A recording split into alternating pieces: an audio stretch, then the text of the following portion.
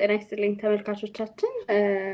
ዛሬ ከባለፈው ሳምንት በፊት ያስፔድ በማህበራዊ ድረገጾች ላይ ባጋራው ጽሁፍ የተወያየንበትን ውይይት ቀጣይ ክፍል በፍቃዱ ኃይሉ መጋቢ ሀሳቦች ይሆናሉ ብሎ ባነሳቸው አስተያየቶች እና ባጋራው ጽሁፍ ላይ ለመወያየት ከፍቃዱ ኃይሉ እና ከያስፔድ ተስፋዬ ጋር ዛሬ በሆን ሆራይዘን ተገኝተናል። እንኳን ደህና መጣችሁ ሁለታችሁም።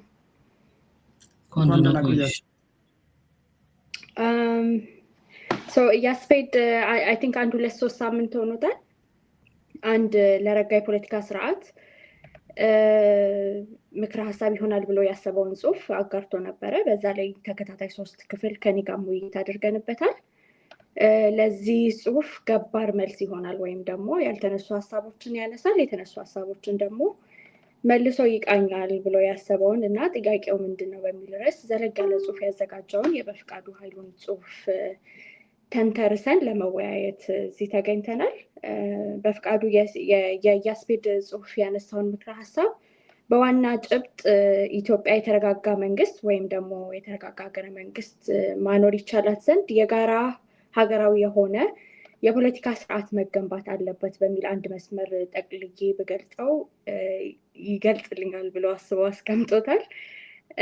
ለዚህም በመፍትሄው የቀረቡት ጉዳዮች ላይ ደካማና ጠንካራ ጎኖች የሚላቸውን በሙሉ አንስቶ የቀሩ የሚላቸውን ሀሳቦች ደግሞ አመላክቶ 18 ገጽ ገደማ የሚሆን ጽሁፍ አጋርቶናል። የዛሬ ውይይታችን በዚህ 18 ገጽ በፍቃዱ ባጋራው ጽሁፍ ዙሪያ ይሆናል ማለት ነው። ከበፍቄ ልጀምርና በፍቄ ያስፔድ ያቀረበውን ምክረ ሀሳብ ጠቅለል አድርገህ በጽሁፍህ እንዳነሳኸው ለመግለጽ እድሉን ብታገኝ እንዴት ትገልጸዋለህ?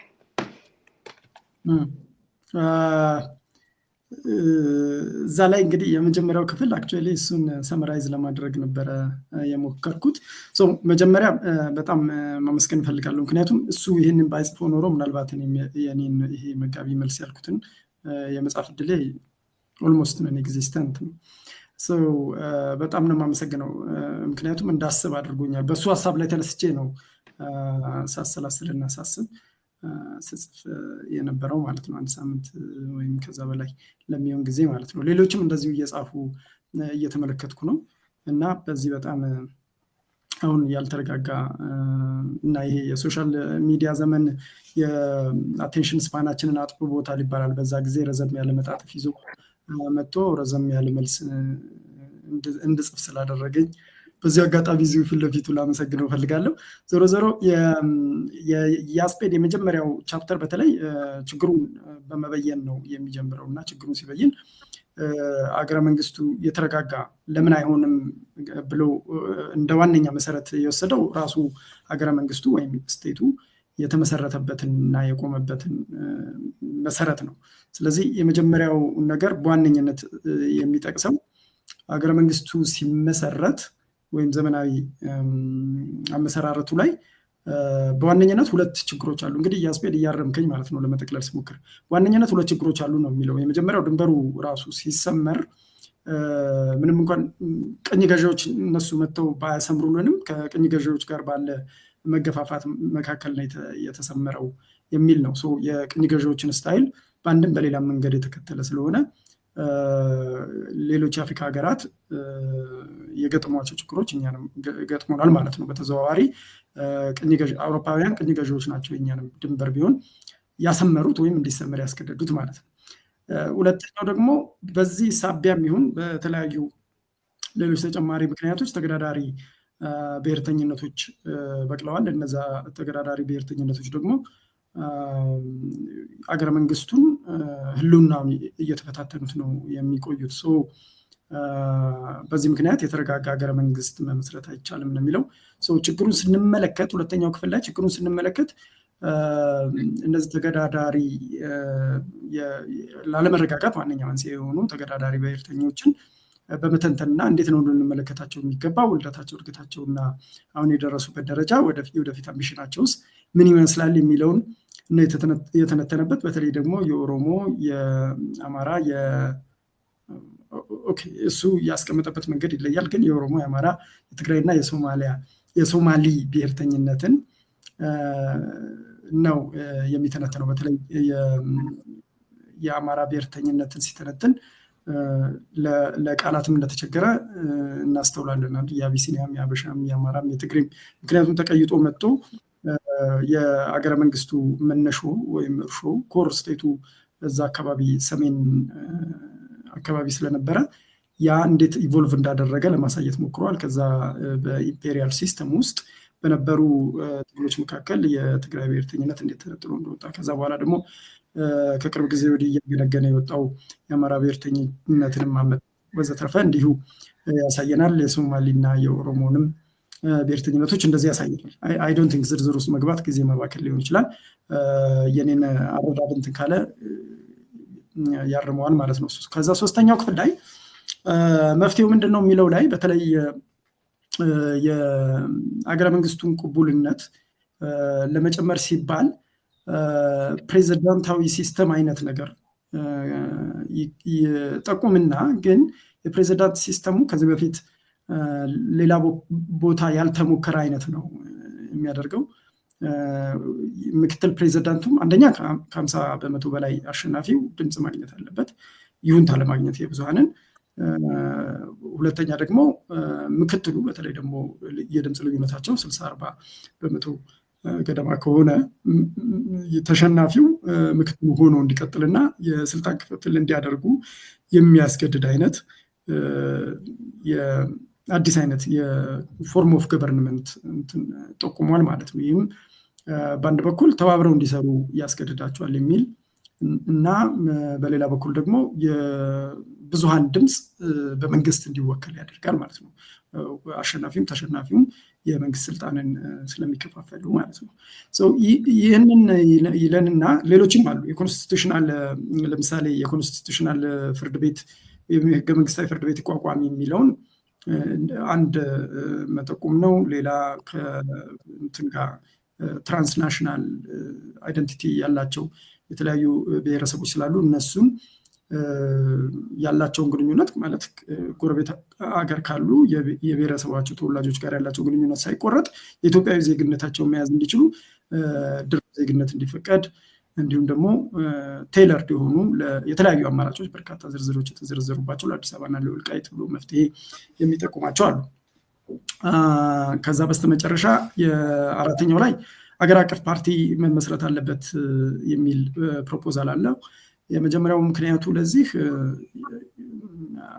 ጠንካራ ሀገራዊ ፓርቲ የለም። አሁን ያለው አሰላለፍን በተመለከተ ጊዜ ብልጽግና ፓርቲ ነው ከሁሉም የበለጠ ፈርጣማው እና ብቸኛው ማለት የሚቻለው ኃይል ይላል። ሌሎቹም የተነትንና ከዛ በኋላ የብሔር ድርጅቶች ደግሞ በተለያዩ ምክንያቶች እንደያንዳንዱ ጎራ በተለያዩ ምክንያቶች ያላቸው ተቀባይነት ስላሽቆለቆለ አንድ አገር አቀፍ ፓርቲ ተፈጥሮ አንድ የጋራ ወይም የወል የፖለቲካ ማንነት እንዲፈጠር መስራት አለበት። መጀመሪያ የሲቪል ሶሳይቲ ስራ የሚመስል ስራ እየሰራ ይቆይና ከዛ በኋላ ደግሞ ወደ ሶስተኛው ምዕራፉ ላይ መፍትሄ ብሎ የጠቀሰው ቦታ ላይ የተቋረጠ ወይስ አላችሁ? የተቋረጠ መስሎኝ ነው የኔ ምስል ብቻ ሲታየኝ ማለት ነው። ስለዚህ እዛ የአገራዊ ማንነት መፍጠር በረዥም ጊዜም ቢሆን የወል አገራዊ የፖለቲካ ማንነት ነው እንዳይሆናበድ ማንነት የሚለው አንድ የሆነ ጨፍላቂ ወይም አሲሚሌሽን ተደርጎ መታየት የለበትም። ያንን ለመፍጠር የሚችል የፖለቲካ ፓርቲ ተገዳዳሪ የፖለቲካ ፓርቲ ተፈጥሮ ቀስ በቀስ በአሁኑ ምርጫ ምናምን ሳይሆን ቀስ በቀስ እያደገ ሄዶ አማራጭ የፖለቲካ ፓርቲ እንዲሆንና ይህንን እንደተረዳሁት ይህንን ሀሳብ የመፍትሄ ሀሳብ ከግብ የሚያደርስ ኤጀንሲ ሆኖ እንዲመጣ ሪኮመንድ የሚያደርግበት መጣጥፍ ነው የጻፈው። እዚህ ላይ ሚስ ሪፕሬዘንታቲቭ ወይም ደግሞ የኦቨርሉክ ያረኩት ነገር ካለ ያስ አንድ ነገር ይበልበት። እኔ ጨምቄ ራሱ ባቀርበው ከዚህ የተሻለ አቀርበዋለሁ ያላስብ በደንብ ፕሬዘንት አድርጓል ያስባሉ። ምናልባት ባይሆን ያንተ ምልከታ ካነሳህና እዛ ላይ ልዩነት የሚኖረን ከሆነ እዛ ላይ ኮመንት ላድርግ እንጂ ፐርፌክትሊ ነው ያስቀመጥከው የቀረ ነገር የለም በኔ በኩል? አይ ቲንክ ወደ ሁለተኛው ጥያቄ እንለፍና በፍቄ በሁለተኛው ምዕራፍ በአንተ ጽሁፍ በሁለተኛው ምዕራፍ ላይ የመፍትሄ ሀሳቡ ላይ ዘለግ ያለ ግምገማ ታቀርባለህ። በመዋቅራዊ ማሻሻያ ሀገራዊ ፓርቲ ምስረታ በሚሉት ነጥቦች ላይ ባቀረብከው ግምገማ ላይ ብንወያይ ምን ይመስልሃል? አንድ እኔ ምናልባት አቴንሽን በጣም የሳበው ነገር እነዚህን ሁላ የሀገረ መንግስቱ ምስረታው ጋር ያለውን ችግር ሲያነሳ የኢትዮጵያ ሀገረ መንግስት ዋንደኛውን ችግሩን ዘንግቶታል እያስቤድ እሱም አምባገነናዊ ስርዓት መሆኑ ነው። ከሶሻሊስትም ወደ ፌዴራላዊ ስርዓትም ስንሄድ ወይም ከዚህ በፊት ቀደም በነበሩት በኢምፔሪያል ስርዓቶች ውስጥም የነበረን አምባገነናዊ ጨፍላቂ ስርዓት መሆኑን ዘንግቶታልና እሱን ኦቨርሉክ ያደርጋል ብለህ ትላለህ እና በዚህ ላይ እና ባነሳቸው ሀሳቦች ላይ ብንወያይ። አዎ እኔም መጀመሪያ ሳነበው እንደዛ ላየሁትም ነበር። በኋላ ላይ ግን ይሄ የአምባገነንነት ጉዳይ እኮ በዋነኝነት እንደውም እሱ ነው የሚያተራምሰን። እንደውም አሁን በሁለት የፖለቲካ ወገኖች መካከል የኢትዮጵያን ፌዴራሊዝም በተለይ በተመለከቱ የሚነሱ ክርክሮች ላይ ነው ችግራችን ዲሞክራሲያዊነት ነው።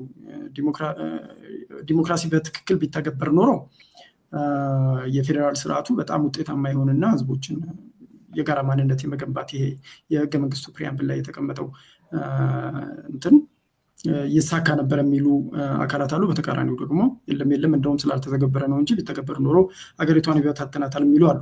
ግን ዞሮ ሰው እነዚህ ዲቤቶች እንዳሉ ሆነው የአምባገነንነት ጉዳይ ከንጉሳዊ ስርዓቱ አንስቶ እስካሁን ድረስ ባሉት በሁለቱም ሪፐብሊኮች ከዛ ደግሞ በቅርብ ጊዜ ባየነው ለውጥም እሱንም ለውጥ ተከትሎ የተተካው በአንዱ ግር እየተተካ የሚገባው ሁልጊዜም አምባገነናዊ ስርዓቶች ናቸውና እሱ አይ ቲንክ ትልቁ ግድፈት ይመስለኛል። ምክንያቱም ሌሎች ሀገራት ላይ የሌሎች ሀገራትን ተሞክሮ ያየን እንደሆነ በጣም ከጨቋኝ ስርዓት ቀስ በቀስ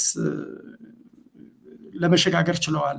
በተለይ አውሮፓ አንዳንዶቹ የነገስታት ስርዓትን ይከተሉ የነበሩት የነገስታት ስርዓታቸውን እንዳያዙ ማለት ነው በካልቸር ደረጃ ወይም በትውፊት ደረጃ እሱን እንዳያዙ፣ ነገር ግን የስልጣን ሉዓላዊነት ባለቤትን ወደ ህዝብ እያሸጋገሩ መጥተዋል። ስለዚህ አንዱ በዛኛው እስማማለሁ ይሄ የሀገረ መንግስቱ ከቅኝ ግዛት ጋር ተያይዞ የተነሳው ጥያቄ እንዲሁም ደግሞ ከብሔርተኝነት ተገዳዳሪ ብሔርተኝነቶች መጎልበት አሲሚሌሽንን በመስጋት የተፈጠሩ ብሔርተኝነቶች ጋር የተነሳው ሀሳብ እንዳለው ነው። ግን ሁሉንም አንድ የሚያደርጋቸው አንድ አምባገነን ለማገልገል ነው ተቋማቱ የሚመሰረቱት። ምናልባት ቢሮክራሲውን ቀዳማዊ ኃይለ ሥላሴ በዋነኝነት ስለገነቡትና በጣም የተማከለ መንግስት ስለመሰረቱ ሊሆን ይችላል። ቢሮክራሲው በተደጋጋሚ እንደዚህ ስትሮንግ ሜን የሚባል አይነት ሰው እየፈለገ እነሱን ወደ ላይ እያገነነ እና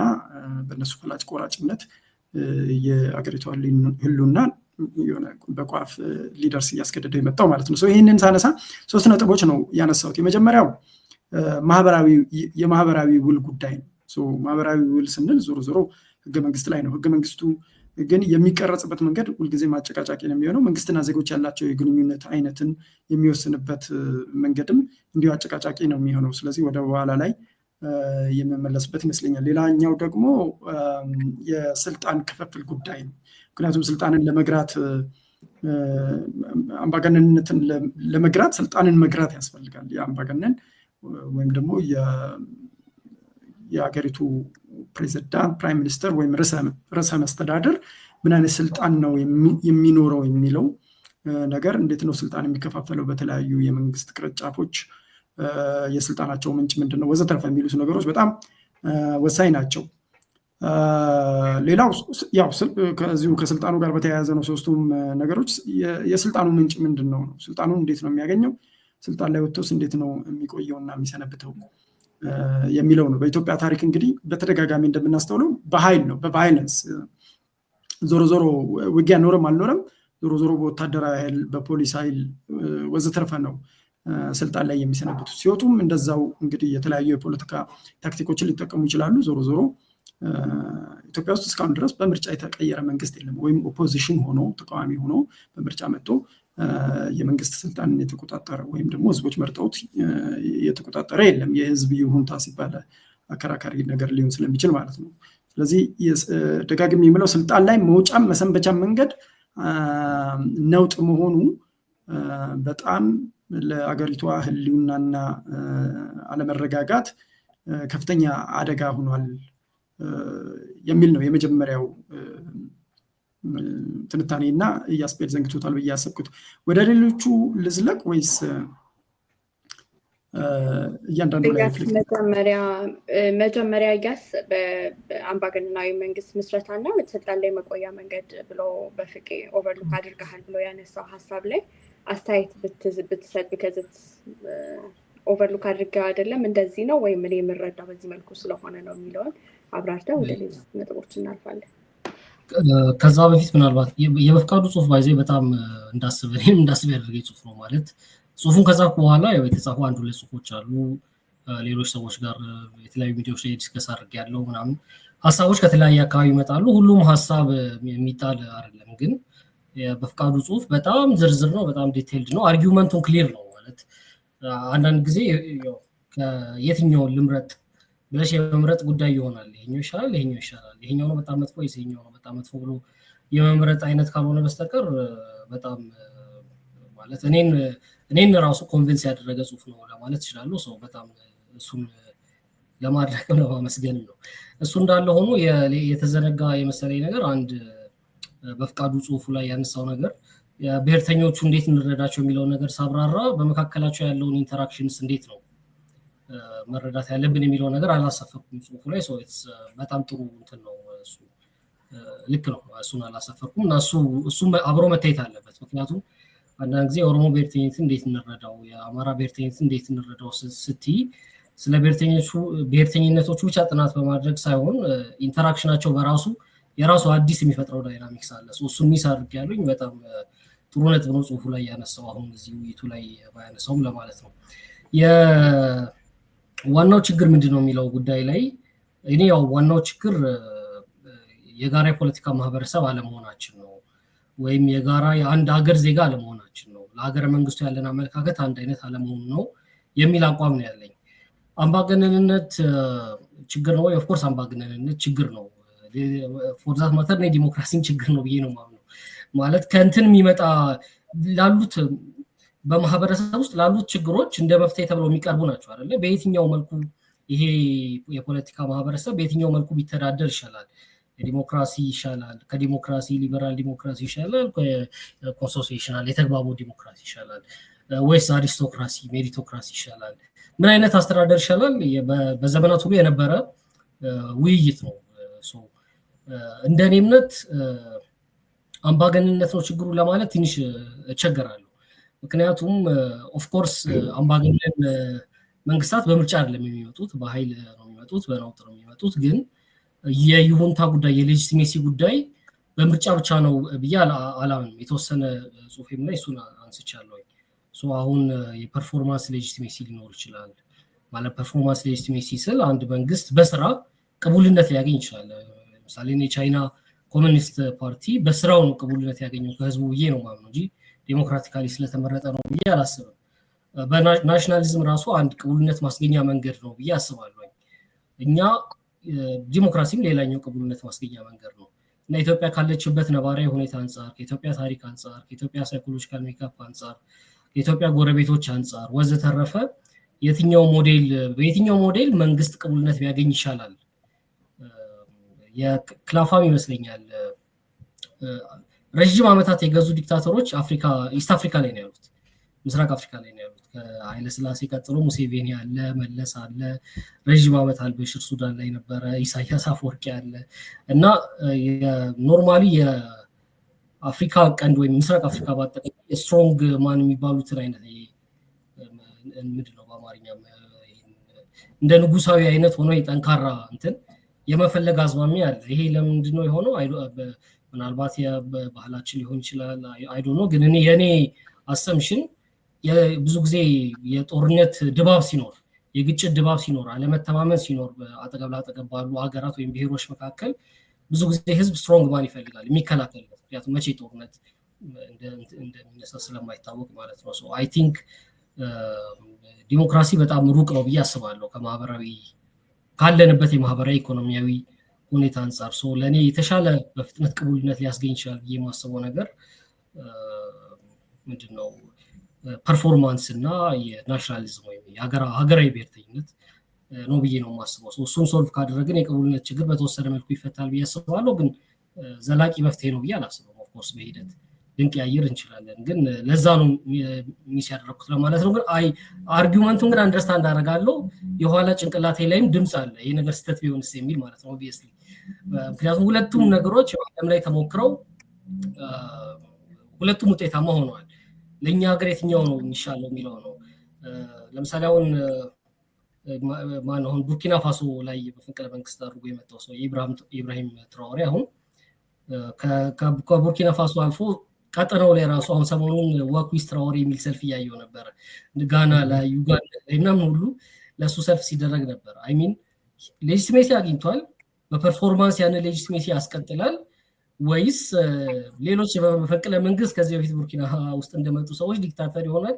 በሂደት የምናየው ነገር ነው። ግን ሌጂቲሜሲ በብዙ መልኩ ይመጣል የሚለውን እንትን ለማድረግ ነው። ሰዓት እንዳልወስድ ግን ኦፍኮርስ ችግር አንደርስታንድ እዚህ ጋር ምናልባት እኔ አይ ዋንት ቱ አስክ እንደ የሀገራዊ የሆነ የፖለቲካ ፓርቲን መስርተን ሰርተንበት በጊዜ ሂደት ስልጣን ይረከባል የሚል አሰምፕሽን ኖሮን እንደ መፍትሄ እያቀረብነው ከሆነ ፓወር ትራንዚሽን ኢትዮጵያ ውስጥ ከዚህ በፊት ሆኖ አያውቅም፣ ወይም ደግሞ ቫዮለንት በሆነ መልኩ ነው የሚሆነው ብለን ካልን የፓርቲው ሮልስ ምንድነው የሚሆነው? እሱንስ ጥያቄ ውስጥ አያስገባብንም ወይ? how are we going to ቅቡልነቱ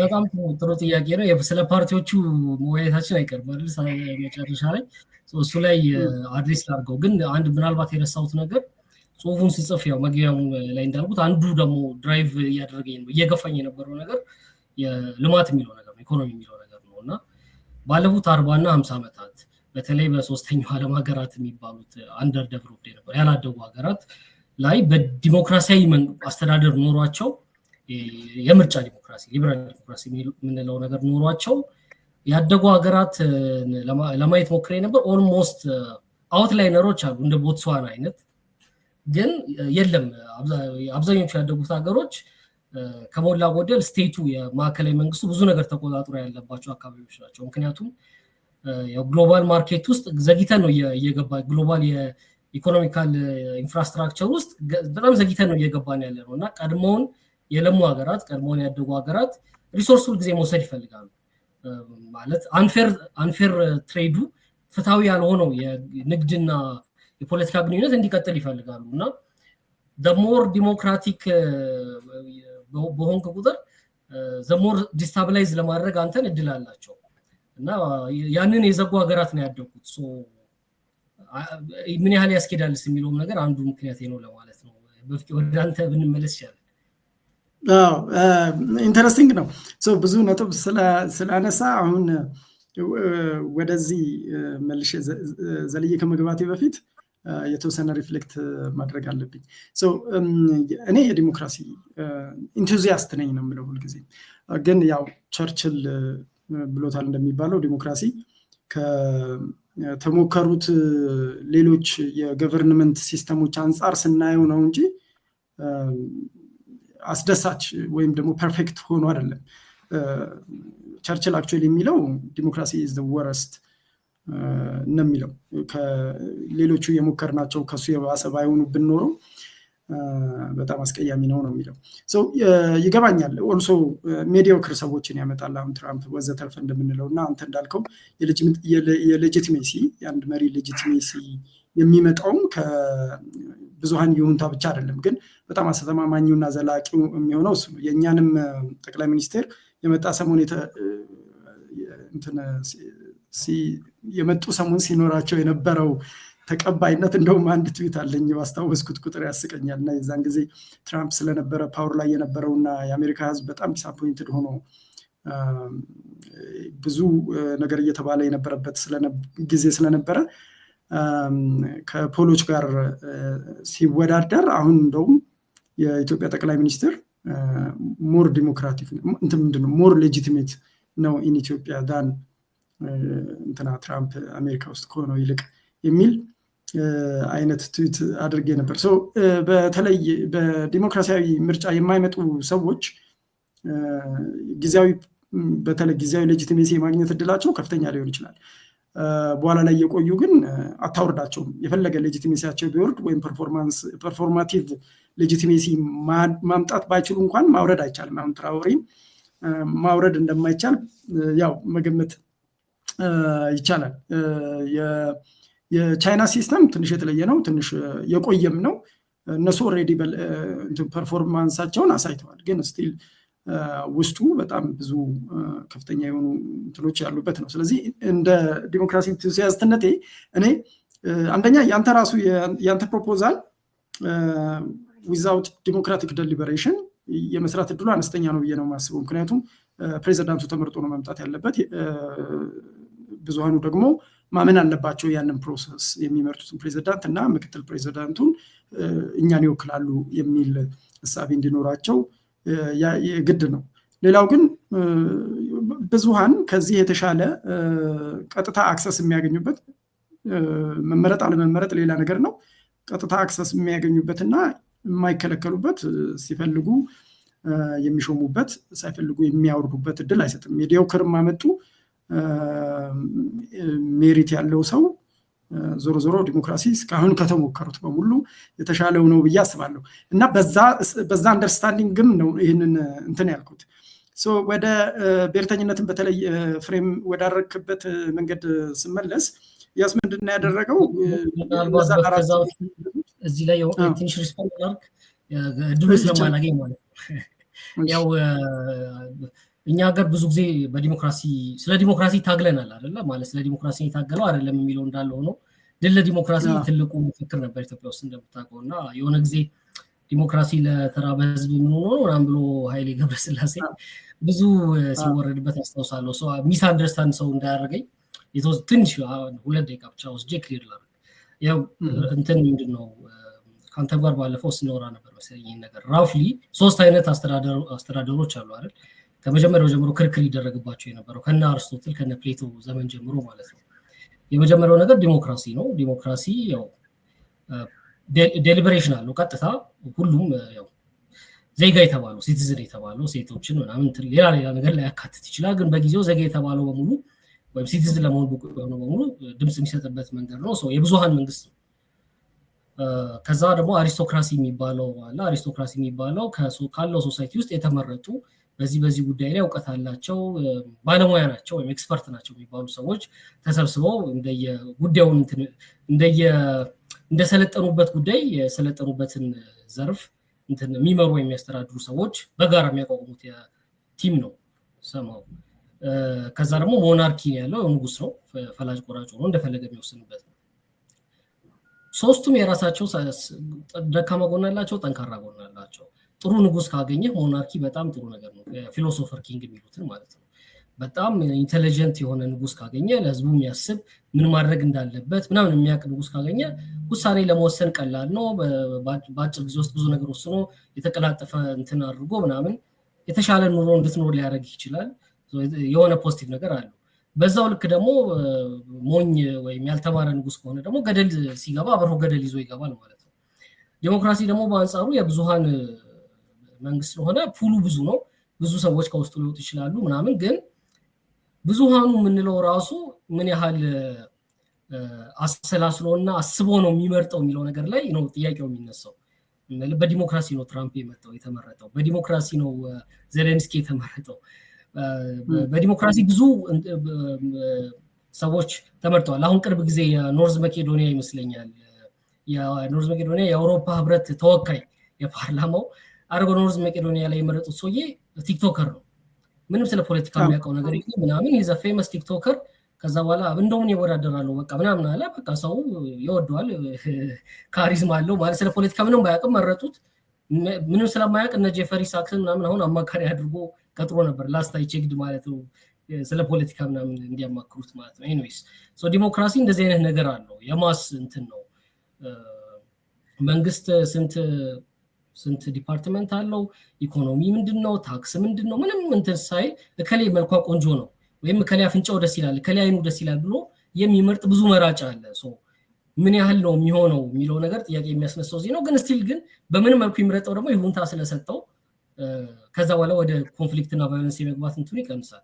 አሪስቶክራሲ ወይም ሜሪቶክራሲ ሁሉም በተማረው በደረጃው ነው የሚገባው ነው የሚያገኘው። ግን እነሱ ደግሞ ጥሩ ቢሆንም ከሆነ ጊዜ በኋላ መግቢያ እንትኑን ዘግተው ሌላ ከነሱ የተሻለ ሲመጣ እንዳይገባ ሊያረጉ ይችላሉ።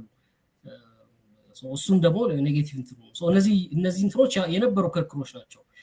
እኔ አሁን ከኢትዮጵያ አንፃር የትኛው ይሻላል የሚለውን እነዚህ እንትኖች አስቤ ነው እንትን ያልኩትና አይ ዶንት ቲንክ ይሄ ፐርፌክት የሆነ የምርጫ ሊበራል ዲሞክራሲ ይሆናል ብዬ አላስብም። በጣም ጊዜ ወስዳል ብዬ አስባለሁ። እንደገና ልማት በፍጥነት ያመጣል ብዬ አላስብም። እና አንገብጋቢው ነገር የሚበላና የሚጠጣ ነው ብዬ ነው የማስበው። አሁን ለዛ ነው የሚገርም ነገር ልክ ለአንተ ይህንን መልስ የሰጠው ለታና በማህበራዊ ሚዲያዎች ላይ ምናምን ሼር ያደረኩለታ አንድ ጓደኛ ምናለ እሺ ብዙ ነገር ብላችኋል ምናምን ሁለታችሁም፣ ግን የኔስ የዳቦ ጥያቄ ከምን አደረሳችሁት ምናምን ብሎኛል ማለት ነው።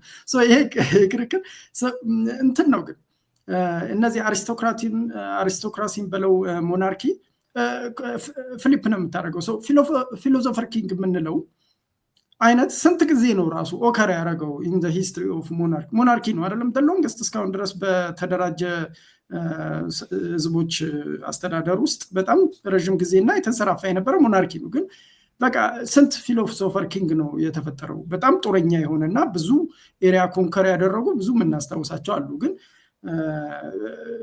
ፊሎሶፈር ኪንግ የምንላቸው በጣም እንብዛም የሉም። የአርስቶትል ተማሪ የነበረው አሌክሳንደር ዘግሬት ሳይቀር እንኳን የሚታወሰው ኮንከር በማድረጉ ነው እንጂ ሰፊ ቴሪቶሪ እንጂ የሆነ ወይ ገቨርናንስ ሲስተሙ አሪፍ ስለሆነ ምናምን አይደለም። ብዙ የገቨርናንስ ሲስተም በብዙሃንና በመሪዎች ድርድር የመጣ ነው። መሪዎች ስልጣናቸውን ማስፋት ይፈልጋሉ፣ ብዙሃኖቹ ደግሞ ነፃነታቸውን ማስፋት ይፈልጋሉ። በዚህ ሰጣ ገባ ውስጥ ነው ኮምፕሮማይዝ እየተደረገ የሚመጣው እና ሶሻል ኮንትራክት ወይም ህገ መንግስት የምናገኘው ማለት ነው። ኢን ኬዝ ያንን ይሄ ማለት ቲን ቻንስ ቻይና ፕሮባብሊ ወይም ደግሞ አጠቃላይ እዛ ሳውዝ ኤዥያ አካባቢ ያሉ ሀገሮች በጣም ማይኖሪቲ ኬዝ ናቸው ለዓለም ሂስትሪ። ኦፍኮርስ ግን ዲሞክራሲና እነዚህ ኦቶክራሲዎች ሲወዳደሩ ኦቶክራቶች ቶሎ የመወሰን እድል አላቸው። ዲሲሽን ሜኪንግ ፕሮሰሱ በጣም ኢዚየር ስለሆነ ማለት ነው። ብዙ ተጽዕኖ የለባቸው ምናምን። ስለዚህ ቶሎ ውሳኔ ይወስናሉ። ዴቨሎፕመንቱ ፕሮግረሱ በተለይ ለኤርሊ ኢኮኖሚክ ግሮዝ ለታዳጊ ሀገራት በጣም አስፈላጊ ኤሌመንት አለው። ግን በሌላ በኩል ደግሞ ዲሞክራሲዎች ደግሞ በጣም ብዙ ነገሮች ኮንሲደር ማድረግ አለባቸው። አጥሬ አይነካም ብሎ ሰላማዊ ሰልፍ የሚወጣ ወጣት ሊኖር ይችላል። እዚህ አካባቢ ያለው አካባቢ ጥበቃ ወዘተርፈ ዞሮ ለኢኮሲስተማችን ነው አጠቃላይ ሰው ያም ኮንሲደሬሽን መደረግ ስላለበትና ዲሲሽን ሜኪንጉ አልቲሜት ኦቶሪቲ ስለሌለው መሪው የተወሰነ የመንጓተትና ከዛ በኋላ ቶሎ ይቀየራል። ስልጣኑን ላለማጣትም ፖፑሊስት የሆነ አማራጭ ሊከተል ይችላል ወዘተርፈ። በዛ ምክንያት ልማት ላይ የተወሰነ የመጓተት ነገር ያስከትላል የሚል ፍራቻ አለ። ግን ኦልሶ ደግሞ የዜጎች ነፃነትን የሰው ልጅ በዳቦ ብቻ አይኖርም እንዲሉ እሱም ከኮንሲደሬሽን ውስጥ መግባት ስላለበት የልማት ህልማችንንና ሰላምና መረጋጋት የማግኘትና በነፃነት የመንቀሳቀስ ወይም ደግሞ መንግስታችንን ሳንፈራ የመኖር መብት እንዲኖረን እንዴት እናደርግ ወዘተርፈ ብለን ስናስብ አይ ቲንክ ዞሮ ተገፍተን ወደ ዲሞክራሲ ምንሄድ ይመስለኛል። ሌላው የኢትዮጵያ ኮንስቲቱሽንም አሁን ያለው አስፓይሬሽኑም ጄኔራሊ ዲሞክራሲ ያለበት ይመስለኛል። ዲሞክራሲን እንደ አማራጭ የማይወስድ የፖለቲካ ፓርቲ ኢትዮጵያ ውስጥ ለምሳሌ የለም፣ ካሉት የፖለቲካ ፓርቲዎች በሙሉ ማለት ነው እንደ አማራጭ። ኦልሶ በጣም ብዝሃነት ያለባቸው አገራት ውስጥም በተለይ እንደ ኢትዮጵያ እንደዚህ የሃይማኖት የብሔር ብዝሃነት ያለበት ውስጥ ኦቶክራሲ ያን ያህል ይሰራል ወይ? እነ ቻይና ፕሪቲ ማች ሆሞጂነስ ሊባሉ የሚችሉ እነሱም ማይኖሪቲያቸውን በጣም በመጨቆን ነው የሚታወቁት እና ለምሳሌ የኡይጉር ሙስሊሞችን፣ ቲቤታኖች ወዘተርፈ በጣም ከፍተኛ የሆነ እንደውም በቅርቡ አንድ ቻይናዊ እዚህ ሀገር እየጎበኘ የሶሻል ሪስፖንሲቢሊቲ አድቮኬት ነው እና እየጠየኩት ነበር።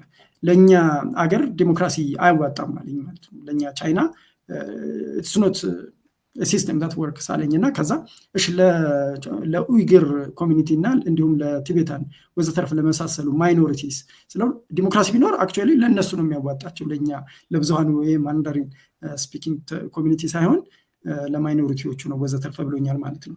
ግን አክቹዋሊ የብዙሃን ይሁንታ የሚረጋገጥበት ነው። የማጆሪቲ እንትን ምንድን ነው?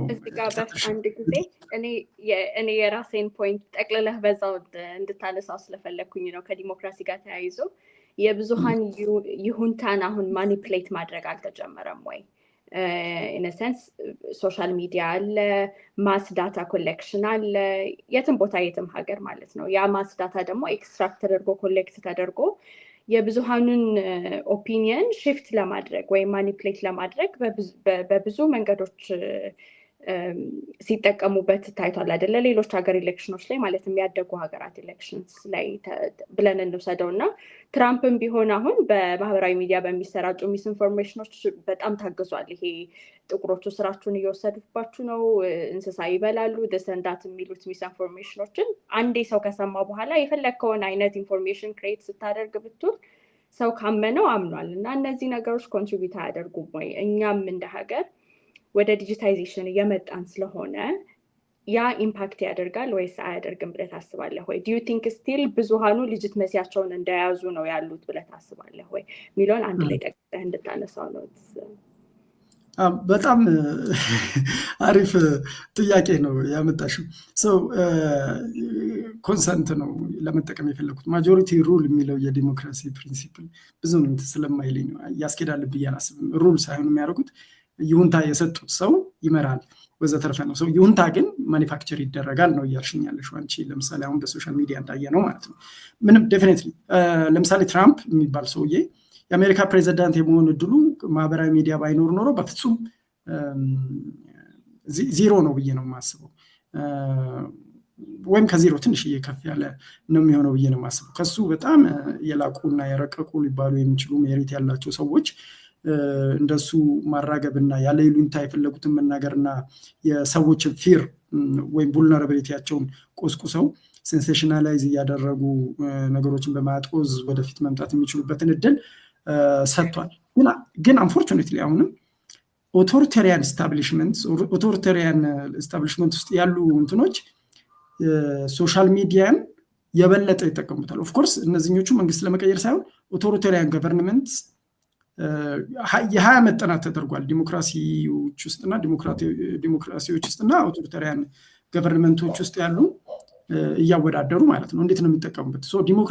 ዲሞክራሲ ውስጥ ያለው ተጽዕኖ ምንድነው? እንደዚህ አይነቱ ኢንፎርሜሽን ማኒፑሌሽን በተቋማት ላይ ያለ እምነትን ይሸረሽራል። አሁን አሜሪካን ሀገር የምርጫ ተቋማቸውን እየተጠራጠሩ ነው ወዘተርፈ ምናምን እና ፖላራይዜሽን ያስከትላል።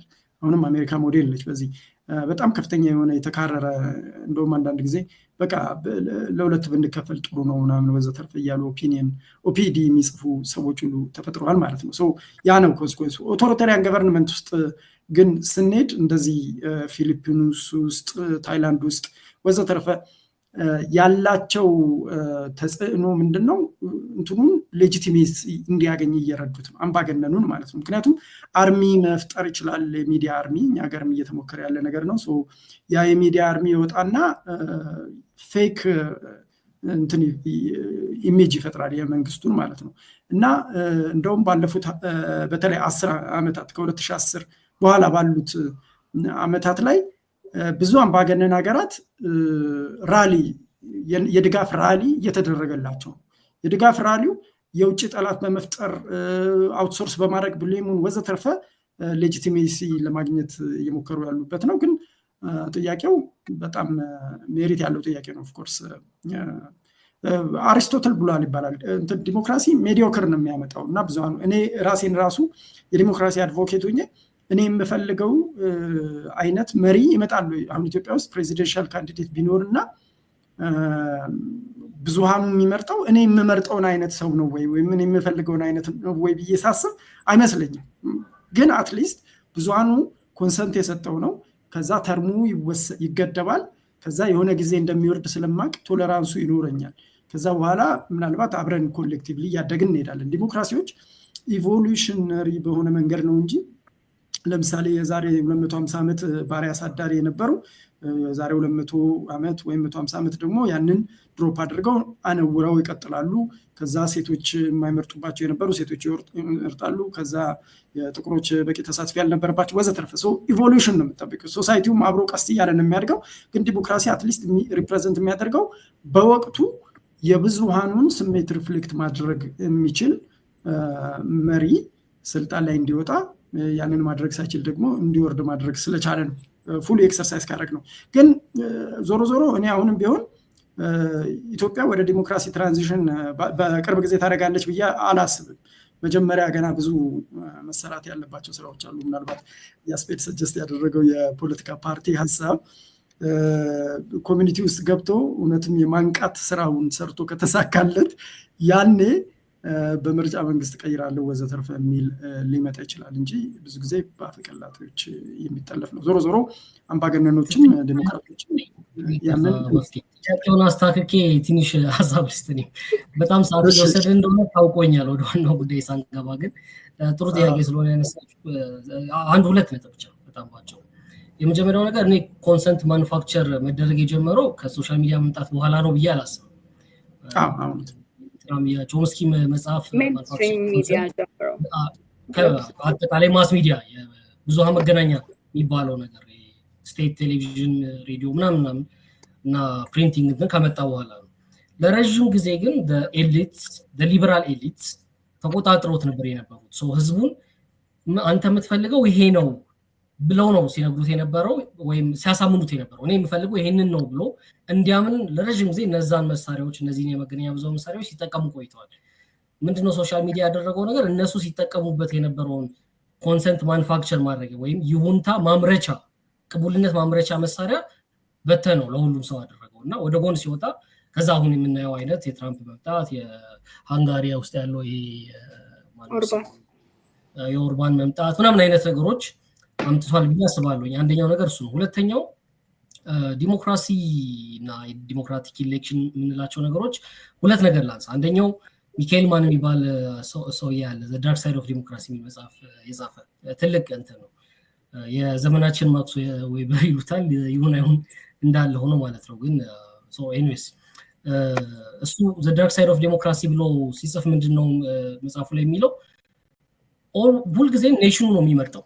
ህዝብ መረጠ ሲባል ኢትስ አ ኔሽን ዛት ቮትስ ነው የሚለው። አሁን አሜሪካ ውስጥ ለምሳሌ ትራምፕ ተመረጠ ሲባል ኢትስ ዘ ዋይት ሜል ምናምን አይኑር እንጂ ብሔር ምናምን የምንለው ነገር ግን አለ። ርዝራዡ ስላለ ነጭ ወንድ ምናምን ነው ትራምፕ ነው የመረጠው።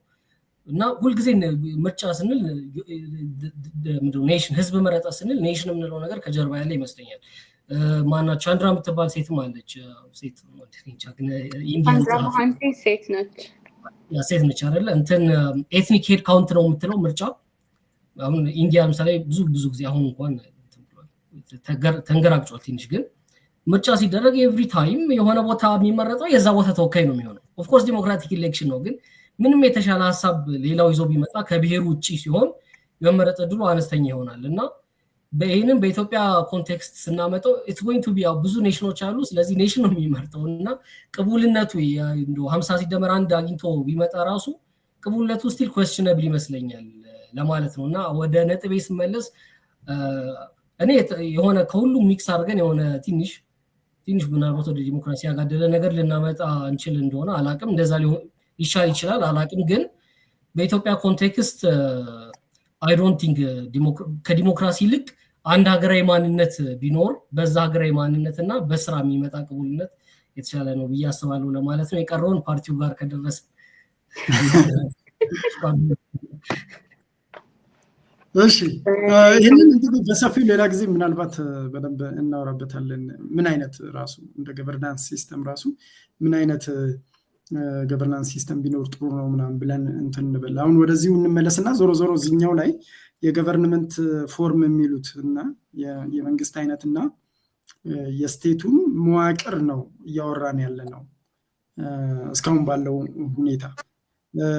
ለመቀጠል ያክል ብሔርተኝነትን በምንመረምርበት ጊዜ በተናጥል ምንዘረዝራቸው ከሆነ አንዱ ስጋቴ ምንድን ነው? ምንም እንኳን ብዙ ጊዜ ትራብል ሜከርስ የሚባሉት የኦሮሞ የአማራ እና የትግራይ ብሔርተኞች ቢሆኑም ካላቸው ለስልጣን የሚሆን ለኮር ስቴቱ ካላቸው ቀረቤታ አንጻር እንዲሁም እነ ሶማሊ አለ ቴክኒካሊ በህዝብ ብዛት ቢያንስ ባለፈው ቆጠራ መሰረት 3ኛ ህዝብ ብዛት ያለው የሶማሊ ህዝብ ነው። ከዛ በኋላ ሌሎችም አሉ እነ ሲዳማ በጣም ብዙ ብሔር ብሔረሰቦች ናቸው ያሉት። እነዛን ሁሉ እያንዳንዳቸውን በተናጥል እየተመለከትን በተናጥል ደግሞ በተንተን ሊያስፈልገን ነው ማለት ነው። ቅድምም ተግባብተንበታል። ዞሮ ዞሮ የኢትዮጵያን ታሪክ ሲተርኩ መጀመሪያ ይሄ ከሰለሞናዊ ዳይናስቲ ጋር የተያያዘ ትርክት ነበረ። ከንግስተ ሳባ ወዘተርፈ በክብረ ነገስትና በፍትሐ ነገስት የሚመራው እሱ ዘ ግሬት ትራዲሽን ወይም ደግሞ ታላቁ ትውፊት እያሉ ነው ካቴጎራይዝ የሚያደርጉት የታሪክ መምህራን። ከዛ በኋላ ደግሞ በተለይ ከ50 ዓመት ወዲህ እያደገ የመጣው እና የተለያዩ የዘውግ ብሔርተኞች ናቸው ነው የሚላቸው ኤትኖ ናሽናሊስትስ ይህንን ግሬት ትራዲሽን የሚባለውን ወይም ታላቁ ትውፊት የሚባለውን እየሞገቱ ሲመጡ ሞጋች ታሪኮች ተባሉ ወይም ደግሞ ካውንተር ሂስትሪስ ተባሉ ማለት ነው።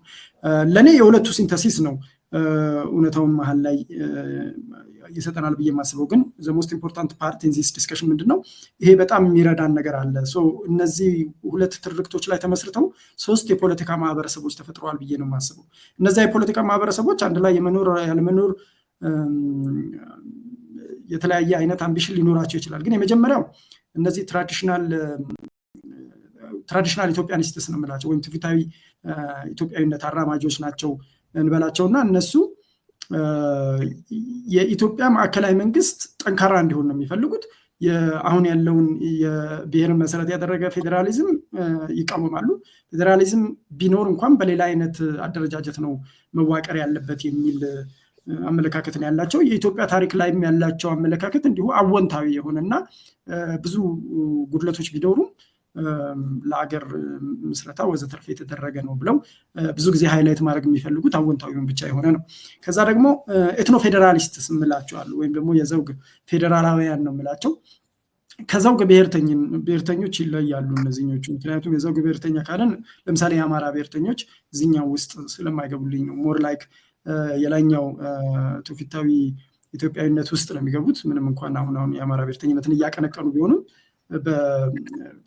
በሚቀበሉት የታሪክ አይነትና የሚያራምዱት ትርክት መሰረት እዛኛው ካቴጎሪ ውስጥ ነው የማገኛቸው። የዘውግ ፌዴራላውያን የምላቸው የኢትዮጵያ ሂስትሪ በብዛት የብሔረሰቦች ጭቆና ላይ የተመሰረተ ነው፣ ሰሜኖች ደቡቦችን የጨቆኑበት ነው ብለው በጠቅላላ የሚያስቡና ይሄ የፌዴራል መዋቅሩ ሁነኛ መፍትሄ ነው፣ ዲሞክራታይዝ ቢደረግ የተሻለ ውጤት ያመጣል ብለው የሚያምኑ ናቸው ማለት ነው።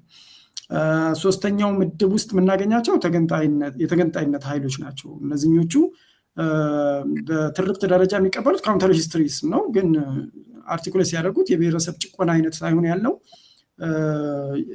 ኢትዮጵያ ውስጥ ያለው የቅኝ ግዛት ነው። ስለዚህ መፍትሄው የሚሆነው ኢንዲፔንደንስ ወይም መገንጠል ነው ብለው የሚያምኑ ናቸው ማለት ነው። በተለይ የኦሮሞ ነፃነት ግንባርም ቲፒኤልኤፍም ሲነሳ ሰምሃው እንደዛ ነበረ። ግን እሱ በአብዛኛው ኤትኖ ፌዴራላውያን ውስጥ ወይም የዘውግ ፌዴራላውያን ውስጥ ነው ያርፋል ብዬ የማምነው። የተገንጣይነት ቡድኖች ውስጥ የሚያርፉት ኦነግ ቢያንስ በቀድሞ እና በተለይ አሁንም ትጥቅ ትግል ይዞ የሚንቀሳቀሰው ቢያንስ በሪፈረንደም ይወሰን ነው የሚለው። እንዲሁ ኦብነግም እንደዛ አይነት አቋም ነበረ ሲያራምድ የነበረው። ዞሮ ዞሮ እየሳሱ የመጡ ይመስለኛል። በተለይ ደግሞ የኦሮሞ ብሔርተኝነት አሁን ወደ ማዕከላዊ መንግስት እየቀረበና በፌዴራል እና በአዲስ አበባ ቢሮክራሲ ውስጥ ያለው ሪፕሬዘንቴሽን እየጨመረ ሲመጣ ከተገንጣይነት አራማጆች ውስጥ ወደዛ ፈልሰው ይገባሉ። ትልቅ ብሔረሰብ ስለሆነ በህዝብ ቁጥር አሁን ሁለቱ እየቀሩ ነው ማለት ነው።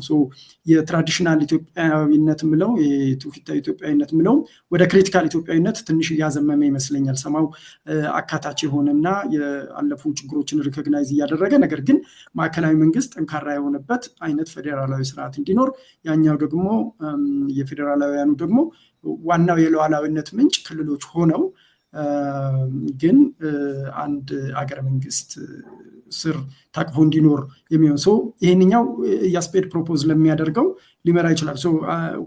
ሁለት አይነት ፓርቲ ሲስተም ኢመርጅ ሊያደርግ ይችላል ማለት ነው እንደ አሜሪካ ምናምን ማለት ነው። አንዱ ቡድን ትራዲሽናል ኢትዮጵያኒስቶቹ ለምሳሌ ሰምሃው ክሪቲካል ኢትዮጵያኒስት ሆነው የተወሰነ አካታችነት ያለው ግን ማዕከላዊ መንግስቱ ጠንካራ የሆነበት ስቴት እንዲመሰረት ሊሰሩ ይችላሉ።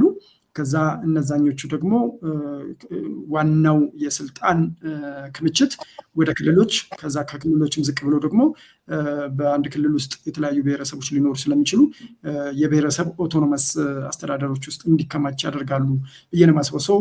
በዛ አይነት መልኩ ወደ ታች ማለት ሁለት አይነት ፓርቲዎች ኢመርጅ ሊያደርጉ ይችላሉ እና በዛ መነጽር ብናየው ኢንዲቪጁዋሊ ፍራግመንትድ አድርገን የምናያቸውን በኢንተረስታቸውና በፖለቲካ ደረጃቸው ማየት ስለምንችል ወደፊትም አደረጃጀቶች የፖለቲካ አደረጃጀቶችን የምናስብ ከሆነ እነዛን ኢላማ ያደረገና በአንዱ አይዲያልስ ስር ህዝብ ማህበረሰብ ማነቃነቅና ማደራጀት ይቻል ይሆናል የሚል ነው።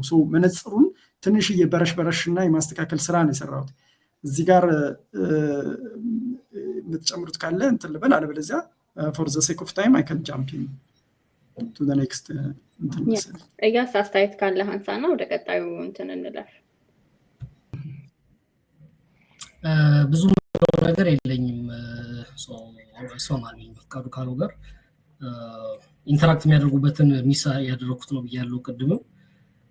እሱን ለማየት ነው የሞከረው። መስማማበት ትንታኔ ነው ዋይዘው እነዚህ ሶስቱ ጎራዎች ኤግዚስት ያደርጋሉ። ምናልባት አንድ ነገር በሁለት ፓርቲ ኢትዮጵያ ፖለቲካ ወደፊት እንትን የሚል ከሆነ እኔ ብዙ ወደ አንድ ፓርቲ ነው እንትን የምለው፣ ግን እሱን ወደ ፓርቲው በኋላ ስንመጣ እንሰዋለን። ግን ወደ ሁለት ፓርቲ የሚመጣ ከሆነ እኔ ከዛ በፊት ሶልቭ ቢደረጉ እነዚህ ጉዳዮች ጥሩ ነው ብዬ ነው የማስበው። የዘውግ ናሽናሊስቶች እና አሁን ያሉት ትውፊታዊ ኢትዮጵያ ናሽናሊስቶች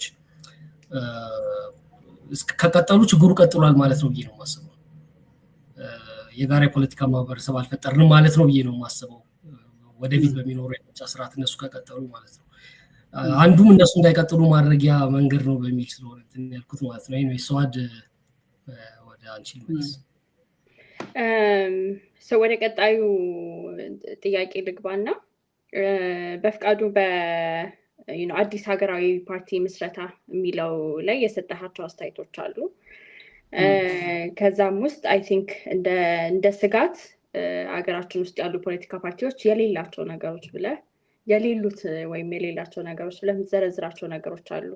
የፖለቲካ ምህዳር መጥበብ፣ ንቁ አባል ማፍራት አለመቻል፣ አማራጭ ፖሊሲ አለማቅረብ፣ ገቢ ማምጣት አለመቻል፣ አካታችነት እና ውስጣዊ ዲሞክራሲ ማጣት ብለህ የምታነሳቸው ነገሮች አሉ እና ይህንን ጠቅለል አድርገህ በሀገራዊ ፓርቲ መመስረት ውጤታማ መሆን ይችላል ወይ? ያስፔድ ያነሳውን ሀሳብ እንዴት ታየዋለህ? ከተመሰረተ በኋላስ እንዴት አድርጎ ስራ ላይ ማዋል እና ዘላቂ ማድረግ ይቻላል የሚለው ላይ ያነሳቸውን ነጥቦች ብትቃኝልን። ጣልቃ መግባት ካልሆነብኝ ግን የተወሰነ ምክንያቱም ላይ በጣም ዝርዝር ሀሳብ ሰጥተሃል። የስርዓቱ ላይ ፕሬዚዳንታዊ ፓርላሜንታሪ ምናምን እሱንም በዛው ብትነካው ይመስለኛል ወደ ፓርቲዎቹ ከሚሄድ በፊት። እኔም እሱን ልል ነበረ። የመፍትሄ ሀሳቡ ላይ ያመጣኸው በጣም ዩኒክ ነው። በጣም ደጋግሜ እንዳስብ አድርጎኛል። አይ ቲንክ ኤፍሬም ማደጉም ተከታታይ ጽሁፎች እየጻፈ አይቼዋለሁ። ዛሬ እንደውም ይህንን በቀረጽንበት ሰዓት ሁለተኛው ክፍል ወጥቶ እየተመለከትኩት ነበረ እና እንትን ነው ፕሮቮኪንግ የሆነ ሀሳብ ነው። የምርጫ ስርዓትን ሰጀስት ያደረገው እንደዚሁ ፕሮፖርሽናል ሪፕሬዘንቴሽን የሚባለው ነው እና የሚገርምህ እኔ የ2002 ምርጫ ላይ የአዲስ አበባ ለህዝብ ተወካዮች ምክር ቤት 23ቱ እጩዎች የተመረጡበትን የአዲስ አበባን ድምፅ ካልኩሌት አድርጌ አንድ አርቲክል ጽፌ ነበርና ድምጻቸውን ሳወዳድረው 57 ለ43% ነው መሰለኝ የሆነው። ተቃዋሚዎች ብዙ ናቸው። ኦፍኮርስ መድረክ ነበር ዋነኛው፣ ግን ኢዴፓም ብዙ ድምፅ አግኝቶ ነበር። ግን 23ቱንም ወንበር ያገኘው ኢህአዴግ አዲስ አበባ ውስጥ 23ቱንም ወንበር ኢህአዴግ ወስዷል። ግን በድምሩ ስንመለከተው ያገኘው ድምፅ 53% ነው። 47%ቱን ደግሞ ተቃዋሚዎች አግኝተውታል። ስለዚህ 43% የሚሆነው ድምፅ የሰጠው የአዲስ አበባ ህዝብ አንድ ወኪል እንኳን ምክር ቤት ውስጥ አላገኝም ማለት ነው፣ ከ23ቱ መቀመጫዎች ውስጥ ማለት ነው። እና ይሄ በጣም ከፍተኛ የሆነ የድምፅ ብክነት ነው። እንደውም አንዳንዱ የምርጫ ወረዳዎች ውስጥ የድምፅ አለመመጣጠንም ነገር ስላለ አሸናፊው የኢህአዴግ ወኪል ያገኘው ድምፅ ሌላ የምርጫ ወረዳዎች ውስጥ ተሸናፊው የመድረክ እጩ ያገኘው ድምፅ ይበልጣል። በድምፅ እንኳን እየተበላለጡ በመራጮች ድምፅ እንኳን እየተበላለጡ አንዳንዱ ያኛው ሪፕሬዘንታቲቭ አለው ይሄንኛው ሪፕሬዘንታቲቭ የለም። ያንን ብክነት በጣም የሚያደርግ ነው ፕሮፖርሽናል ሪፕሬዘንቴሽን የሚለው ማለት ነው። እኔ በጣም የምስማማበት ሀሳብ ነው ማለት ነው። ለህዝብ ተወካዮች ምክር ቤት ነው ያንን የጠቆመው። እሱኑ ራሱን ይመስለኛል እንግዲህ የፕሬዚዳንትና የምክትል ፕሬዚዳንትን እንትን ስትል ማለት ነው የጠቆምከው እሱኑ የሚተካ ይመስላል። ምክንያቱም አንደኛ ከ50% በላይ ድምፅ ማግኘት አለበት ነው ፕሬዚዳንት ወይም ሄድ ኦፍ ስቴት የሚሆነው ሰውዬ። ሁለተኛ ደግሞ ከሱ ቀጥሎ ድምፅ የሚያገኘው ሰው በተለይ የድምፅ ልዩነታቸው በ60 እና በ40 መካከል ርቀት ውስጥ ከሆነ ተቀራራቢ ስለሚሆን ያ ህዝብ ያንን የሚያክል ድምፅ ወይም ውክልና ያለው ህዝብ ያለ ወኪል እንዳይቀር ምክትል ፕሬዚዳንት ሆኖ እንዲገባ የሚያደርግ ነው። ስለዚህ አንደኛው ዓላማ የድምፅ ብክነትን ይወክላል። ሁለተኛ እነዚህ 60% አቅራቢያ እና 40% አቅራቢያ ያሉ መራጮች የመረጧቸው ሁለቱም ወኪሎች የመንግስት አስተዳደር ውስጥ ከገቡ ብዙ ሰው ወኪሉን ያያል ማለት ነው በቴሌቪዥን ወይም በካቢኔው ውስጥ፣ ካቢኔያቸውንም እንደዛው ስለሚከፋፈለው። ስለዚህ የውክልና ስሜት ስለሚኖረው እንዳለው አገራዊ መረጋጋት ቢያንስ ነውጥ አይኖርም ማለት ነው። እሱን ይከላከላል፣ የድምፅ ብክነትን ያቆማል ብዬ አስባለሁ። ግን ስጋቴ ምንድን ነው? ሁለቱ ተቀናቃኝ እንደመሆናቸው መጠን እርስ በርስ ትግል ውስጥ መግባታቸው አይቀርም ማለት ነው። ስለዚህ ዴድሎክ በጣም ሊፈጠር ይችላል ማለት ነው። ውሳኔ መወሰን በጣም አስቸጋሪ ሊሆን ይችላል። ኢፌክቲቭ ገቨርንመንት የሚል ጉዳይ ደጋግሞ እያስፔድ ያነሳው ነገር ነው የመጀመሪያው ጽሁፉ ላይ። ስለዚህ እሱን በጣም ያደናቅፋል የሚል ስጋት አለኝ። እንደዚህ አይነት ነገሮች ኢቭን በጣምራ መንግስታት ውስጥ በተደጋጋሚ ሲፈጠሩ እናያለን። ምንድነው ጣምራ የምለው? ሃይብሪድ የሆኑ ሲስተሞች ማለት ነው። ፕሬዚደንሻል እና ፓርላመንታሪ አንድ ላይ ቀላቅለው የሚጠቀሙ ይሆኑና የፕሬዚዳንቱ በቀጥታ ይመረጣል፣ ፓርላማውን ደግሞ የፓርላማ አባል ሆኖ ፕራይም ሚኒስቴሩ የፓርላማ አባል ሆኖ በፕሬዚዳንቱ አቅራቢነት ለፓርላማው ተጠሪ ሆኖ ይሾማል ወዘተርፈ። ይህንን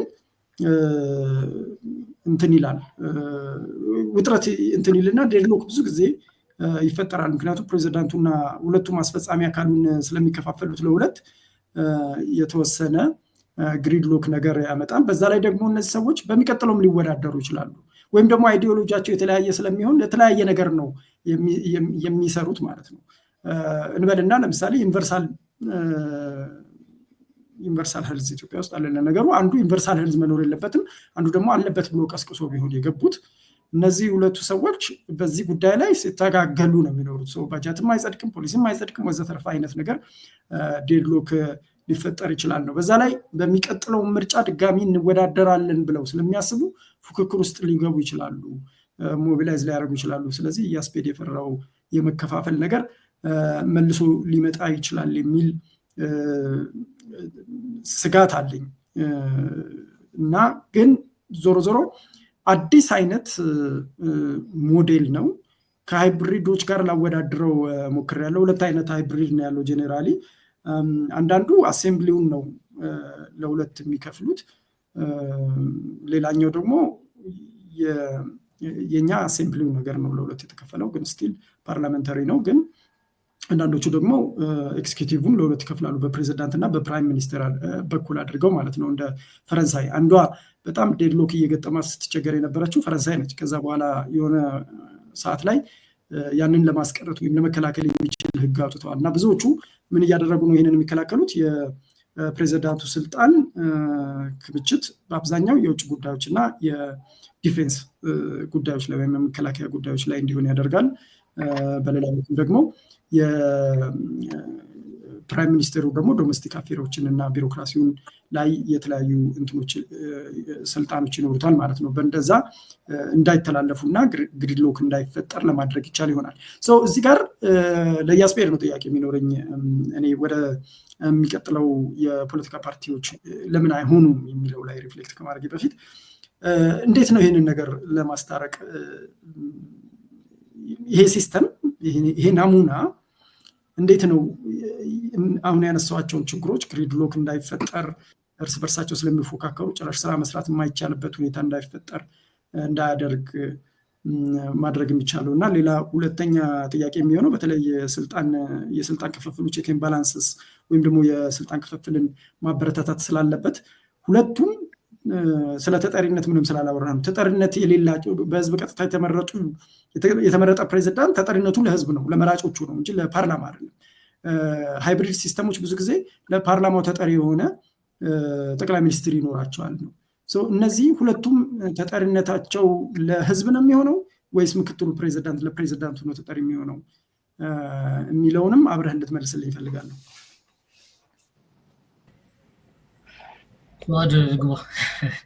ልቀጥል አይደል? ኧረ ቀጥል። የበፍቃዱ ስጋት የኔም ስጋት ነው። በስራሽ ጣልቃ ገባሁ መሰለኝ። የእናንተ ኮንቨርሴሽን ነው፣ ፋሲሊቴት ማድረግ ብቻ ነው ስራዬ። የበፍቃዱ ስጋት የኔም ስጋት ነው። ጽሁፌም ላይ በተወሰነ መልኩ ለአንሰው ሞክሬያለሁ። የምርጫው ህግ የተከተልኩት የምርጫ ስርዓቱ አንዱ ያው ተመጣጣኝ ውክልና የሚለው ነው። ሁለተኛው ዲስትሪቢዩሽን ሩል የሚባለው ነው። እዛ ጽሁፌ ላይ ምንድነው የተግባቦት ዲሞክራሲ ይሻላል ወይስ ሴንትሪፔታል ዲሞክራሲ የማሳሳብ ዲሞክራሲ ይሻላል ወይስ የተግባቦት ዲሞክራሲ ይሻላል የሚባሉ ሁለት እንትኖች ትልልቅ ጎራዎች አሉ።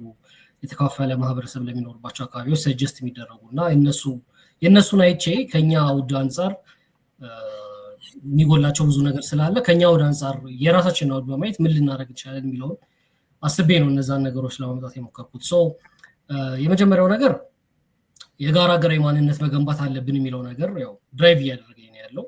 በፍጥነት ወደ የጋራ ሀገራዊ ማንነት ፖለቲካዊ ማንነት መገንባት ካልቻል የረጋ ሀገራዊ መንግስት አይኖረንም። ስለዚህ እድገት የሚባል ልማት የሚባል ነገር አይታሰብም የሚለው ነገር ነው ፕሪሰፖዝ አድርጌ የተነሳሁት ይሄንን ነው። የጋራ ሀገራዊ ማንነት ለመገንባት ምን አይነት መንግስታዊ መዋቅርና ምን አይነት የምርጫ ስርዓት ሲባል ያሉት አማራጮች ምንድን ነው? አንደኛው ፓርላመንተሪ ነው። አሁን ከሞላ ጎደል አሁን ያለው ማለት ነው። ግን አሁንም ያው በህግ ደረጃ ነው እንጂ ፓርላመንታሪ ስቲል ያው ፕራይም ሚኒስትሩ ፕሬዚዳንት ነው፣ እንደውም ንጉስ ነው። ንግስና የቀረበ ነው የሚሆነው ስርዓቱ ከመጣ ጀምሮ ማለት ነው። ማለት በፓርላመንታሪ ስርዓት ታውቃለህ፣ ምርጫ ከተደረገ ከአንድ ዓመት በኋላ ፓርላማው ተሰብስቦ መተማመኛ ድምፅ መስጠት ይችላል ጠቅላይ ሚኒስትሩ ላይ። ከዚህ በኋላ ከላይ ጠቅላይ ሚኒስትር አይደለም ሌላ እንተካለን ማለት ይችላል። አሁን እንግሊዝ ፓርላመንታሪ ሲስተም ነው የምትከተለው። ስንት ጊዜ ነው የቀያየረችው? አንድ የምርጫ ዘመን ሳይልቅ 4 ነው 3 ቀይራለች። አሁን በተለይ ከዚህ ከብሬግዚት በኋላ በቃ ምንም ስልጣን አረጋ ብሏል። ፓርላመንታሪ ስርዓት የራሱ የሆኑ እንትኖች አሉ። አምባገነንነትን ለመከላከል ይረዳል። ከዛ ደግሞ ሁሉም ብሔር ወይም ሁሉም የፖለቲካ ጎራ ውክልና ያገኛል። አሁን ለቤንሻንጉል ይሄን ያህል ወንበር፣ ለእንትን ይሄን ያህል ወንበር ተብሎ ሴት ተደርጎ የተቀመጠ ነገር አለ አይደለ? ፓርላማ ውስጥ ሁሉም ይነስም ይብዛም ውክልና ስለሚያገኝ የስልጣን መጋራት ነው ቴክኒክሊ። ስለዚህ ግጭትን ይቀንሳል ተብሎ ይታሰባል ምናምን። ፕሬዚዳንታዊ ስርዓት ደግሞ የተቀላጠፈ ውሳኔ ለመስጠት ይመቻል፣ መጓተትን ይቀንሳል። ስለዚህ ቶሎ ልማት ለማምጣት እንትን ይላል ያፈጥናል ተብሎ ይታሰባል። ግን ደግሞ ወደ አምባገነንነትም እንትን የሚሄድበት እንትን አለ፣ አዝማሚያው አለ። አምባገነንነት የኢትዮጵያን ስታይል ፕሬዚዳንትም ኖሮን ያውቃል፣ ፕራይም ሚኒስትርም ኖሮን ያውቃል። ፕሬዚደንሻል ሲስተም ነበረን፣ ፓርላሜንታሪ ሲስተም ነበረን። ምንም የተለየ ነገር አልመጣም ዞሮ ዞሮ ግን ስለዚህ ከኛ አውድ አንጻር ምንድነው የሚሻለው ብዬ ሳስብ ሀገር መምራት ያለበት ሰው የሚመረጠው ሰው ወይም የሚመረጠው የፖለቲካ ድርጅት በተቻለ መጠን የሁሉንም ህዝብ አጀንዳ ማራገብ የሚችል መሆን አለበት። ማለት የኔ ኮንስቲትዩንሲ የኦሮሞ ህዝብ ነው፣ የኔ የድጋፍ መሰረት ያለው ሶማሌ ውስጥ ነው፣ የኔ የድጋፍ መሰረት ያለው ትግራይ ውስጥ ነው ብሎ ለመስራት ያመቻል። አሁን ያለው ሲስተም ክልላዊ ፓርቲ ታቋቁማለህ፣ ትግራይ ላይ ሊሆን ይችላል፣ ስምረት ሊሆን ይችላል። ታቋቁምና ትግራይ ላይ ከተመረጥ ውክልና እንዳለ አዲስ አበባ ላይ እርግጠኛ ነን። ያንተ የመጨረሻው ግብህና ዓላማ የትግራይን ህዝብ ማሳመን ነው። ከኔ በላይ ለእናንተ የቆመ የለም ብሎ ማሳመን ነው የሚሆነው። ያንን ለማድረግ ራዲካል ልትሆን ትችላለህ፣ ጽንፍ ያስክ ልትሆን ትችላለህ ምናምን። ከዛ ወንበር እንዳለ ግን ወንበር ሴኪዩር እንዳደረግ እርግጠኛ ነህ። አዲስ አበባ በዛ ትመጣለህ። ይህንን ምናልባት ትንሽ መቀከቻል እና ከሁሉም አካባቢ የተወሰነ ድምፅ ማግኘት ግዴታ እንዲሆንበት ካደረግን ሁሉም አትሊስት አሁን በብሔር የተደራጁ ድርጅቶች ግንባር ወደ መፍጠር ሊመጡ ይችላሉ። ወይም ደግሞ ኦኬ አንድ ቦታ ላይ ብቻ ማተኮር ስልጣን ስለማያስገኝልን የሁሉንም ህዝብ አጀንዳ እናንሳ ሊሉ ይችላሉ የየብሔሩን። ወይም ደግሞ በጋራ ኢንተርሴክት የምናደርግባቸው ኢኮኖሚ ለምሳሌ አሁን ዶክተሮቹ የኦሮሞ፣ የትግሬ፣ የአማራ ምናምን ዶክተር ሳይባል እኩል ነው ጥያቄያቸውን እያቀረቡ ያሉት። ምክንያቱም እንትን ነው ከብሔር ዘለል ነው አጀንዳው። እንደዛ አይነት አጀንዳዎች ላይ እንዲያተኩሩ የሚያደርግ አይነት ነገር መምጣት አለበት የሚለው ነው የገፋኝና ይሄንን ሳስብ ምንድነው ያደረኩት ፕሬዝዳንቱ የሚመረጠው በ50 ሲደመር 1 ሆኖ ግን የዲስትሪቢዩሽን ሩል የሚባለውን ናይጄሪያ ላይ አለ ዲስትሪቢዩሽን ሩል፣ ኬንያ ላይ አለ በተወሰነ መልኩ። ናይጄሪያ ላይ ፉል ያለ ዲስትሪቢዩሽን ሩል ከየስቴቱ 25% ድምጽ ማግኘት አለበት። ኬንያ ላይ ግን አይ ቲንክ 2/3 ካውንቲዎች መሰለኝ የተወሰነ ያህል ፐርሰንት ድምጽ ማግኘት ያለበት ማለት ነው። ፕሬዝዳንት ሆኖ የሚመረጠው ሰው 50 ሲደመር 1 ለጠበቀው ነው 25 ከየቦታው መሰብሰብ ካለበት ግዴታ የጋራ አጀንዳ ላይ እንድናተኩርና የጋራ ሀገራዊ ማንነት እንድንገነባ ሊረዳ ይችላል የሚል ፕሪሰፖዚሽን ነው ይሄንን እንድል ያደረገኝ። ከዛ ግን የሀገራችን ፖለቲካ ደግሞ ስታየው በጣም የተከፋፈለ ነው። 60% ህዝብ ወይም 51% ለውይይቱ እንዲመቸል 51 በመቶ የኢትዮጵያ ህዝብ መርጦት ፕሬዝዳንት የሚሆን ሰው 49% የኢትዮጵያ ህዝብ አልመረጠውም ማለት ነው። ግን አሁን የኢትዮጵያ ህዝብ ብለን እናወራለን እንጂ ሞስት ላይክሊ ሊሆን የሚችለው ምንድነው? ወይ አማራ ክልል ላይ አይመረጥም ይሄ ሰው፣ ወይ ኦሮሚያ ክልል ላይ አይመረጥም፣ ወይ ትግራይ ላይ ፕሪዶሚናንት ላይ አይመረጥም፣ ወይ ሶማሊያ ላይ ፕሪዶሚናንት ላይ አይመረጥም። ስለዚህ የሆነ ብሔር የሚቃወመው የሆነ ብሔር ደግፎት ከዛ በሽርፍራፊ ድምጽ 25%ን ከአካባቢው እንደምን ብሎ አግኝቶ የመጣ ነው የሚሆነው። ስለዚህ ስቲል ወደ ኮንፍሊክት የመሄድ እድላችን ሰፊ ይሆናል የሚል ስጋት ስለያዘኝ ነው የድምጽ ልዩነታቸው በፕሬዝዳንት በአንደኛና በሁለተኛ በሚወጣው መካከል የድምጽ ልዩነታቸው ትንሽ ከሆነ ሁለተኛ ላይ የሚወጣው አውቶማቲክሊ ውክልና ይኖረው ምክትል ፕሬዝዳንት ይሁን የሚል ያመጣሁት። ጽሁፉ ላይም አንስቼዋለሁ። መጠላለፍ ይኖራል፣ ሳቦታጅ ይኖራል፣ መጓተት ይኖራል። ዴድሎክ ብላ ያስቀመጥከው በጣም ጥሩ ቃል ነው። እሱ ነገር ይኖራል። እሱን እንዴት ነው ልናርቀው የምንችለው የሚለውን ነገር እኔ በድምፁ ልክ የካቢኔ ምርጫ በማድረግ ነው መፍታት የምንችለው ነው ያልኩት። ለምሳሌ አንደኛ ፕሬዝዳንት የሚሆነው ሰው 70% ለምሳሌ 20 ሚኒስትር ካለ ከ20 ሚኒስትሮች ውስጥ 16ቱን ፖዚሽኖች የመምረጥ እድሉ ለሱና ለድርጅቱ ይሰጣል። ያኛው 4 የካቢኔ ወንበር ነው የሚኖረው። የተመረጠው ጤና እንዳልኩ ጤና አስፋፋለሁ ምናምን ብሎ ከሆነ የጤና ሚኒስትሩን ራሱ ይወስዳል ማለት ነው። ያኛው የሚወስደው ለኔ መንግስት ለኔ አስተዳደር አመቺ ነው ብሎ ያላሰባቸውን ፖዚሽኖች ነው የሚተውለት ማለት ነው። ይሄ ሙሉ ለሙሉ ይፈታዋል ወይ? አይ ዶንት ቲንክ ችግሩን የሚፈታው ስቲል፣ ምክንያቱም ፐብሊክ አፒራንስ አለ። በፐብሊክ እንትኖች ውስጥ እነሱ እንደዚህ አድርገው ነው ምን ላድርግ ምናምን ማለት ይመጣል ምናምን አለ። ስቲል ይሄ ይቀጥላል። መጓተት ይኖራል። ግን ያለኝ ምርጫ በመጓተት መሀልና ወደ ኮንፍሊክት ወደ ግጭት በመመለስ መሀል ነው የሚሆነው። ለዛ ነው ይሄኛውን የመረጥኩት። ግን በጣም ቫሊድ ኮንሰርን ነው፣ እኔንም የሚያሰጋኝ ነው። የተሻለ አማራጭ በዚህ መሀል ደግሞ የሚያመጣ ይህንን ውይይት የሚሰማም ሆነ ሌላ ሰው ካለ በጣም ጥሩ ነው። ግን እኔ በሁለቱ መጥፎዎች መካከል ይሄኛው መጥፎ የተሻለ ነው ብዬ የመረጥኩት ነው ለማለት ነው። የተጠሪነቱስ ጉዳይ በተለይ የምክትል ፕሬዝዳንቱ እንኳን አፓረንትሊ ለመራጮች ነው የሚሆነው። ምንድነው ያለማድረግ የሞከርኩት ነገር ያው ፕሬዝዳንቱ ለመራጮች ነው። ግን ምክትል ፕሬዝዳንቱ ፓወር አሲዩም እንዳያደርግ ለመከልከል የሞከርኩት ማለት ለምሳሌ ፕሬዝዳንቱ ቢሞት ወይ የሆነ ነገር ቢሆን ምናምን ልክ እንደ ኖርማሊ ምክትል ፕሬዝዳንት ፓወር አሲዩም እንደሚወስደው እንዳይወስድ ለማድረግ ነው የሞከርኩት። ከዛ ውጭ ግን አብዛኞቹ የህግ ማውጣት ስራዎች ስቲል በፓርላማ የሚቀጥሉ ስለሆነ ተጠሪነቱ ለህዝብ ቢሆን የሚያመጣው ነገር ይኖራል። ፖሊሲ ላይ የህግ ማውጣት ላይ ምናምን ምክትል ፕሬዝዳንቱ የሚያመጣው ተጽዕኖ ይኖራል ብዬ አላስብም። ምክንያቱም ስቲል ፓርላመንቱ ኢንታክት ስለሆነ ማለት ነው እና ፓርላመንቱ ላይ ቮት ነው ማለት ነው። አፓረንትሊ በደንብ ብዙ እንትን ማለት ያስፈልጋል። እኔ ፕሬዚደንሻል ሲስተም ጀኔራሊ ምናልባት እኔንም አንተንም ከመንግስት ከተቀማጩ መንግስት ጋር ኢንተረስት አላይመንት የሚፈጥረው ይህ ሳይሆን አይቀርም። ፕሬዚደንሻል ሲስተም ሰምሃው ማኒቨር ያደርጋል ብዬ አምናለሁኝ አሁን ያለውን ዲቫይስ። ምክንያቱም ኢትዮጵያ አንተም ጽሁፍ ላይ ትጠቅሷለህ የማይኖሪቲዎች አገር ነች ይባላል፣ በተለይ በብሔረሰብ አይን ካየ ነው ማለት ነው። ከአንድ ብሔር ብቻ ድምፅ በማግኘት ፕሬዚዳንት መሆን የሚችል ሰው ስለሌለ ከአንድ ብሔር በላይ ማግኘት ይችላል ማለት ነው። ቀደም ብዬ የጠቀስኩትንም ይሄ የዘውግ ፌዴራላውያንና የትውፊታዊ ኢትዮጵያዊነት አራማጅ ኃይሎች በነዛ አይዲዮሎጂዎች ፓርቲዎች ይፈጠራሉ ብዬ ስገምትም እንደዛ ነው። ለምሳሌ ብዙ ኦሮሞዎች ወይም ብዙ የኦሮሞ ብሔርተኞች የዘውግ ፌዴራላውያን ውስጥ ነው የሚመደቡት። ስለዚህ እነሱ አላይ መፈለጋቸው አይቀርም በእነሱ አይዲዮሎጂ መስመር የሚሰለፍላቸው። ከዛ እንዳልከው ምናልባት ከአማራ ክልል ውስጥ ምንም አይነት ድምፅ ሳያገኙ 51% ሊያገኙ ይችላሉ ማለት ነው። ስለዚህ ኢንዛት ኬዝ አሁን ያልከው ችግር አማራ ክልል ውስጥ ይፈጠራል ማለት ነው። ሙሉ ለሙሉ አማራ ክልል አይወክለኝም የሚል ምናልባት እዚህ ላይ እንግዲህ ወደፊት በጽሁፍ ድጋሚ እያሰላሰልክበት ነው በብዙ ኮሜንቶች ብዬ አስባለሁ። ደግሞ የምትጽፈው ከሆነ የኤሌክቶራል ሲስተምንም ኮንሲደር ማድረግ ጥሩ ሊሆን ይችላል። የፌዴሬሽን ምክር ቤት በጀኔራል የሚሰራው ነገር እሱ ነው፣ የተለያዩ ብሔረሰቦችን የሚወክሉ ነገሮች። ምክንያቱም የፌዴራሊዝሙ መዋቅር ራሱ ላይ ዶግማቲክ መሆን ያለብን አይመስለኝም። መዋቅሩ ሊከለስ ይችላል፣ ግን ብሔረሰቦች በአንድም በሌላም መንገድ የሚወከሉበት ሁኔታ ሊኖር ይችላል እና የፌዴሬሽን ምክር ቤት ያንን ሚናውን አጥብቆ የሚይዝ ከሆነ የህገ መንግስት ትርጉም ስራው ለፍርድ ቤት የሚሰጥ ከሆነ ማለት ነው። ያንን ሲያደርግ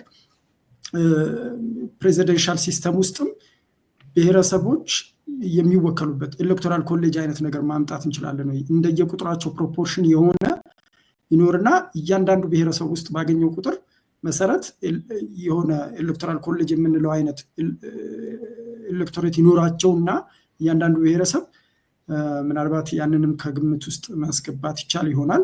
ዞሮ ዞሮ በጥቅሉ ፕሬዚደንሻል ሲስተሞች በዓለም ደረጃ ከፓርላሜንታሪ ሲስተሞች ይልቅ አምባገነን ሊያፈሩ ይችላሉ። ምክንያቱም የኛ ሀገርን ይሄ የብሔረሰብ ጽንፈኝነትን መቀነስ ቢችሉም በህዝብ በቀጥታ ተመርጠው ስለሚመጡ ያንን ማኒፑሌት እያደረጉ ይቆዩና ላይወርዱ ይችላሉ ነው።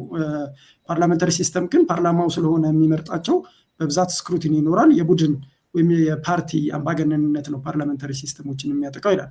በሌላ በኩል ደግሞ የፓርላሜንታሪ ሲስተም ውስጥ ያሉ አምባገነኖች የፓርቲ ስለሚሆን የመውረድ ዕድላቸው በጣም በጣም በጣም ዝቅተኛ ነው። ሰውየው ይቀየራል፣ ግን ፓርቲው አምባገነኑ ፓርቲ ዝም ብሎ ይቀጥላል። ድንገተኛ ዲፊት የገጠማቸው አምባገነኖች ፓርላሜንታሪ ሲስተም ውስጥ ያሉ አይደሉም፣ ፕሬዚደንሻል ውስጥ ነው። ስለዚህ ድንገተኛ ዲፊት እንዲገጥማቸው በሎንግ ተርም እንሰራለን ብለን በማሰብም እሱ ኢናውር ኢንተረስት ሊሆን ይችላል። ምክንያቱም አሁን የፓርቲ አምባገነንነትን ውስጥ እየተቀያየሩ ሰዎች ይጫወቱብናል እንጂ በፍጹም የምናሸንፋቸው አይመስለኝም። ሰው ከዛ አንጻር ሳየው ይሄ ፕሬዚደንሻል እንትኑም ሲስተሙም አሪፍ ነው። አፒልም ያደርግልኛል ለኔ ይሄ ድምፃቸውን በተለይ እንዳይባክን ማድረግና ይጎድላል ብለን የምናስበው የማህበረሰብ ክፍል ሪፕሬዘንትድ ያልሆነው ገቨርንመንት ኦፊስ ላይ አስፈጻሚ አካል ላይ ቁልፍ ስልጣን ይዞ የሚያይበት እድልን ይፈጥራል ብዬ አስባለሁ። ግን በደንብ ኤክስፕሎር ይደረጋል። ፕሮፌሽናልስ የሆኑ በዚህ ጉዳይ ላይ ደግሞ ስፔሻላይዝድ ያጠኑ ሰዎች ቢነግሩን ጥሩ ይመስለኛል። አሁን ቅድም ሱአድ ወደ አነሳሽ ጥያቄ ልዝለል መሰለኝ። ሰዓት አለን? አይ ሰዓት እየጨረስን ነው እና የፓርቲው ጉዳይ ላይ ያላችሁን ሀሳብ አንስተን ወደ ማጠቃለል። እዚች ላይ ግን አንድ ነገር ልጨምር በጣም አጭር። ፕሬዚደንሻል ማለት እኔ አሁን ያው የምናይበት ከመፍቄ ጋር መጀመሪያም ላይ እንዳልኩት እኔ ከዲሞክራሲ አንጻር ከማይበት እንትን ሚዛን ይልቅ ወደ ከልማት አንጻርና አንድ ሀገራዊ ማንነት ከመፍጠር አንጻር የማይበት ሚዛን ትንሽ ጂንፒንግ ነው የሚባለው ፕሮናውንስ ማድረግ ይከብደኛል። የቻይናን ፕሬዚዳንት እያሰብኩ ነው አንተ የምትናገረው ማለት እንትን አይ ማለት ለዛ ነው ልዩነቱ አንደርስታንድ አደርጋለሁ ማለት ነው። ግን ፕሬዚደንሻል ሲስተም አሁን ናይጄሪያ ለምሳሌ ፓርላመንታሪ ነበረች እንደምታውቀው። ከዛ በኋላ ወደ ፕሬዚደንሻል ሲስተም ተቀየረ። አሁን ወደ ፓርላመንታሪ ሲስተም መቀየር አለበት የሚል ተቃውሞ አለ። ብዙ አክቲቪስቶች እሱን እንትን እያሉ ነው ምናምን አጀንዳ ሆኖ እሱ ላይ ነው ዲስከስ የሚደረገው። ፕሬዚደንሻል ሲስተም ሆኖ ዲስትሪቢዩሽን ሩል ተከትለው የ25% ከየክልሉ ማምጣት አለበት ፕሬዚዳንቱ የሚለውን ተከትለው ስቲል የኢግቦ ጥያቄ አልተመለሰም፣ ስቲል የባያፍራ ጥያቄ አልተመለሰም፣ ስቲል አለ የሴሴሽኒስት ኤሌመንት ምናምን የብሔር እንትን ስቲል አልተመለሰም። እና ናይጄሪያዊ ማንነት ምንድን ነው? ማን ነው ናይጄሪያዊ የሚለው ጥያቄ ቲክቶክ ላይ ብዙ ቪዲዮዎች ስለሚመጡልኛል እና ሁዝ ናይጄሪያን የሚለውን ጥያቄ እስካሁን አልመለሱም። ይሄ ብቻውን መፍትሄ ይሆናል ብዬ አላስብም። ፕሬዚደንሻል አደረግነው ፓርላመንታሪ አደረግነው ወይም እንደኔ የሆነ አንድ ሜካኒዝም አመጣን የሚለው እሱን አስምሬ ልለፍ ብዬ ነው። ሁለት የለም ብዙ ጊዜ ያው ሁሉንም አማራጮች ፕሮሴን ኮንሷቸውን ካልመረመርን በስተቀር ያለ አይመስለኝም ቁልፍ መፍትሄ። የተሻለውን ኢቭል ትመርጣለህ ማለት ነው፣ ልክ እንደ ዲሞክራሲ። ደጋግሜ እያመጣሁብህ ነው። የተቃዋሚ ፓርቲ ለብቻ አንድ ቀን ብንወያይ ጥሩ ሳይሆን አይቀርም። አዎ ይመስለኛል። እኔም መልሼ ወደዛ አንተም እያደረግን ስለሆነ የተቃዋሚ ፓርቲ መመስረት ላይ ያስፈልጋል፣ ምንም ጥያቄ የለውም። እኔ አሁን ዲሞክራሲ አድቮኬት እያደረኩኝ የተቃዋሚ ፓርቲ አይዋጣም ማለት አይደለም፣ ግን አይቻልም ነው። አሁን ባለው የኢትዮጵያ ገቨርናንስ ሲስተም አጠቃላይ አያዋጣም ነው እና ከዚህ በፊት ዝም ብዬ እንደ ተመልካች ያየዋቸውን ችግሮች ነው የጠቃቀስኩት። ለምሳሌ አንድ የሆኑ ሰዎች ተነስተው በቃ ይህንን ለማለት አንድ የጋራ የፖለቲካ ማንነት ለመገንባት ልማት ለማልማት ወዘተርፈ ምናምን የሚያስችል እና ብልጽግናን መገዳደር የሚችል ፓርቲ እናቋቁም ብለው ቢነሱ ከሌሎቹ እስከዛሬ ካሉት ፓርቲዎች ሲገጥማቸው ከነበረው ችግር የነበረውን ችግር እንዴት ነው የሚፈቱት የሚለው ነገር አይመለስልኝም ማለት ነው። አንደኛው የፖለቲካ ምህዳሩ ራሱ መጥበቡ ነው ማለት ነው። ብልጽግና ከኢህአዴግ የወረሰው ነው። ራሱን የሚያየው ቤዚካሊ ልክ እንደ ቻይናው ኮሚኒስት ፓርቲ ነው። ከቢሮክራሲውም ጋር በጣም የተጋባ ነው። እስከ ታችኛው እስከ ቀበሌ ድረስ ሁሉንም መዋቅር የተቆጣጠረ ነው። ስለዚህ ያንን ይዞ ነው። ከዛ ፖሊስ አለ፣ መከላከያው፣ ኤቭሪ የጸጥታ ኃይል ደህንነቱን ጨምሮ እያንዳንዷን የፖለቲካ አክቲቪቲ ሞኒተር የሚያደርግበትና ስጋት ይሆኑብኛል፣ ተወዳዳሪ ይሆኑብኛል የሚሉ ትንንሽዬ ኢኒሽቲቮች ሳይቀር በአጭሩ የመቅጨት ስራ እየሰራ ያለ ፓርቲ ነው። ስለዚህ ያ ፓርቲ እንዲህ አይነት በጎ ዓላማ ያነገበና ዘላቂ ዓላማ በአጭር ጊዜ ስልጣን መቆጣጠር ሳይሆን በዘላቂነት የፐብሊክ አቲቲዩድ ቀይሮ ሙሉ ለሙሉ ስቴቱን ካፕቸር ለማድረግ የሚያስብ የፖለቲካ ፓርቲ አይኑ ስር ሲገነባ ዝም ይላሉ የሚለው አይዋጥልኝም። ፖለቲካ ምህዳር ያንን በምን መንገድ ነው ሊያቋርጥ የሚችለው የሚለው ነው። ሌላኛው ብዙ ጊዜ ብዙዎቹ እስካሁን ድረስ እየተመለከትናቸው እንደውም ከዚህ ቀደም የፖለቲካ ፓርቲ አባልነት ልምድ ስለነበረው በደንብ የሚተነትነው ይመስለኛል። ንቁና ራዕይ ያላቸው የፖለቲካ ፓርቲ አባላት ማፍራት ተቃዋሚዎች በብዛት አልቻሉም። ገዢው ፓርቲ ገንዘብ አለው፣ መረራ ጉዲና ሀብትም ባንክም አለው ይባላል። የደህንነት ስጋት አይገባሽም ብልጽግና ፓርቲ ውስጥ ስትገቢ። በተጨማሪም ደግሞ ጥቅማ ጥቅሞች ይገኛሉ። የካድሬዎች ደሞዝ በጣም ከፍተኛ ነው። በዛ ላይ ደግሞ የመንግስት መዋቅር ውስጥ የመግባት እድሉም ከፍተኛ ነው። የስልጣን ላደር ላይ እንደመንጠላጠል ሁነኛው መንገድ እዛ ነው። እነዚህን ነገሮች አይሰጡም የተቃዋሚ ፖለቲካ ፓርቲዎች። ስለዚህ እዛ ውስጥ የሚገቡ ወጣቶች ወይም ንቁ የሆኑ ባለራዕዮች ብዙ ጊዜ የለም። ብዙ ጊዜ ከመንግስት የተኳረፉ ወጣቶች አሊያም ደግሞ ብዙ ጊዜ ያላቸው ጡረተኞች ናቸው የተቃዋሚ ፓርቲዎች ውስጥ የሚገቡት እየተባሉ ይታማል። ምን አይነት አማራጭ እና ምን አይነት ተስፋ ቢሰጣቸው ነው ብዙ ንቁ እና ባለራዕይ አባላትን መሰብሰብ የሚችለው የሚል ነው። አማራጭ ፖሊሲ ራሱ በጣም ሲሪየስ የሆነ ችግር ነው። አብዛኞቹ የፖለቲካ ፓርቲዎች ዋነኛ የጥንካሬያቸው መገለጫ የገዢው ፓርቲ ስህተቶች ናቸው። ስለዚህ ብዙ ጊዜ እነሱ ሲቃወሙ እንሰማለን እንጂ እንዴት ነው ለምሳሌ ምን አይነት ማህበራዊ ውል ነው የሚኖራቸው ከዜጎች ጋር የሚለው ወይም ደግሞ የጤና የኢኮኖሚ የምናምን ፖሊሲዎቻቸው ምን ይመስላሉ፣ ምንድን ነው የሚቀይሩት፣ ምንድን ነው የማይቀይሩት፣ ምንድን ነው የሚያጠናክሩት የሚለውን እንዴት ነው ያንን ራሱ ማሳካት የሚችሉት የሚለውን የምናውቅበት መንገድ ብዛም የለም እና በቀላሉ ይመጣልን ብዬ አላስብም። የሪሶርስ ውስንነትም ስላለ ማለት ነው። ከሪሶርስ ጋር ስናወራ የቋሚ ሀብት ጉዳይ ነው። ብዙ ጊዜ ዳያስፖራዎች እኔ እንደውም ደጋግሜ ማነሳዋለሁ እና ብዙ ጊዜ የፖለቲካ ፓርቲ አባላት አቋማቸውን የሚቀይሩት ዳያስፖራ ገንዘብ አሰባስበው ሲመለሱ ነው። ምክንያቱም እዛ ያለው ገንዘብ ሰጪ ኢንፍሉዌንስ ያደርጋል። እኔ እንደውም እስክንድርን በተደጋጋሚ እያነሳሁት ነበረ በተለያዩ አጋጣሚዎች። ለምሳሌ መጀመሪያ ላይ ባልደራስ ንቅናቄ ያለ ባልደራስ በፍጹም የፖለቲካ ፓርቲ አይሆንም። የፖለቲካ አዲስ አድማስ ላይ የሰጠው ቃለ ምልልስ ነው። የፖለቲካ ፓርቲ መሆን ከፈለገ የሚፈልግ የባልደራስ ንቅናቄ አባል ካለ ከባልደራስ ለቆ የፖለቲካ ፓርቲ ውስጥ መግባት ይችላል ምናምን የሚል ኢንተርቪው ሰጥቶ ነበር። ግን አሜሪካ ደርሶ ገንዘብ አሰባስቦና የተለያዩ የማህበረሰብ ክፍሎችን አነጋግሮ ሲመለስ አየር መንገድ ገና እዚህ ሲያርፍ ነው መግለጫ የሰጠው ወደ ፖለቲካ ፓርቲነት ትራንዚሽን ላይ ያደረገ እንደሆነ ማለት ነው። ከዛ በድጋሚ ደግሞ ታስሮ ምናምን ተፈቶ አሜሪካ ደርሶ ሲመለስ ነው ወደ ትጥቅ ትግልም የገባው እና ብዙ ጊዜ የፖለቲካ ፓርቲ አባላትም አመራሮችም ሀሳቦቻቸው እንደዚህ ነው ኢንፍሉዌንስ የሚደረጉት። ምክንያቱም ቋሚ የሀብት ምንጫቸው የዳያስፖራ ኮሚኒቲ ስለሆነ ማለት ነው። ይህንንም አገር ውስጥ ቋሚ የሀብት ምንጭ ከሌላቸው ኦቶኖሚ አይኖራቸውም፣ የራሳቸውን የሆነ ሀሳብና ተቋም መምራት አይችሉም ብዬ እፈራለሁ። ሌላው ቅደም ተከተሉን ከእንትን አትቁጠሩብኝ እንጂ አካታችነት ችግር ነው። ብዙ ጊዜ ሀገር አቀፍ የፖለቲካ ፓርቲዎች የሚባሉት ቱ ቢ ኦነስት የአንድ ቀበሌ ወይም የአንድ ወረዳ ነው የሚመስሉት።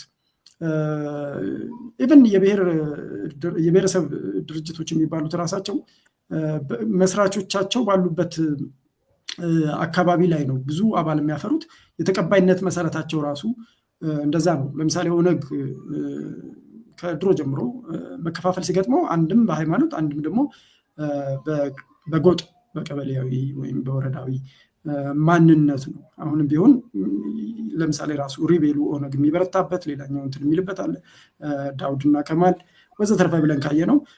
ኦፌኮ ውስጥም እንደዚህ አይነት ነገሮች እንደሚስተዋሉ አስባለሁ። ሌሎችም ውስጥ እንደዚህ አገር አቀፍ፣ በነገራችን ላይ ኦፌኮም አገር አቀፍ ፓርቲ ነው፣ ኦነግም አገር አቀፍ ፓርቲ ተብሎ የተመሰገሩት ከ4 ክልል አባላት ያሰባሰበ በሙሉ አገር አቀፍ ፓርቲ ተብሎ እንትን ይላል። አገር አቀፍ ክልል ያልኩት በስተት ነው። ሌላው ውስጣዊ ዲሞክራሲ አለመኖር ነው። አብዛኞቹ እንትኖች የተቃዋሚ ፓርቲዎች ቱ ቢ ኦነስት ልዩነታቸው የሚመስለኝ አንዳንድ ጊዜ ስመለከታቸው ከገዢው ፓርቲ ጋር የሚለያዩበት ስልጣን አለመቆጣጠራቸው ብቻ ነው የሚመስለው። ምክንያቱም ውስጠ ፓርቲ ዲሞክራሲ በአብዛኛው የላቸውም። መሪ መቀየር እምብዛም የተለመደ ነገር አይደለም። አንድ ፓርቲ የኢትዮጵያ ፓርቲ መሪ ከሚቀይር ይልቅ ፓርቲው ቢሰነጠቅ ይሻለዋል እና የፖለቲካ መሰነጣጠቅ ፓርቲዎች ታሪክ ራሱ ብንመለከት በጣም በጣም አስደናቂ የሆነ ከዚህ ማነው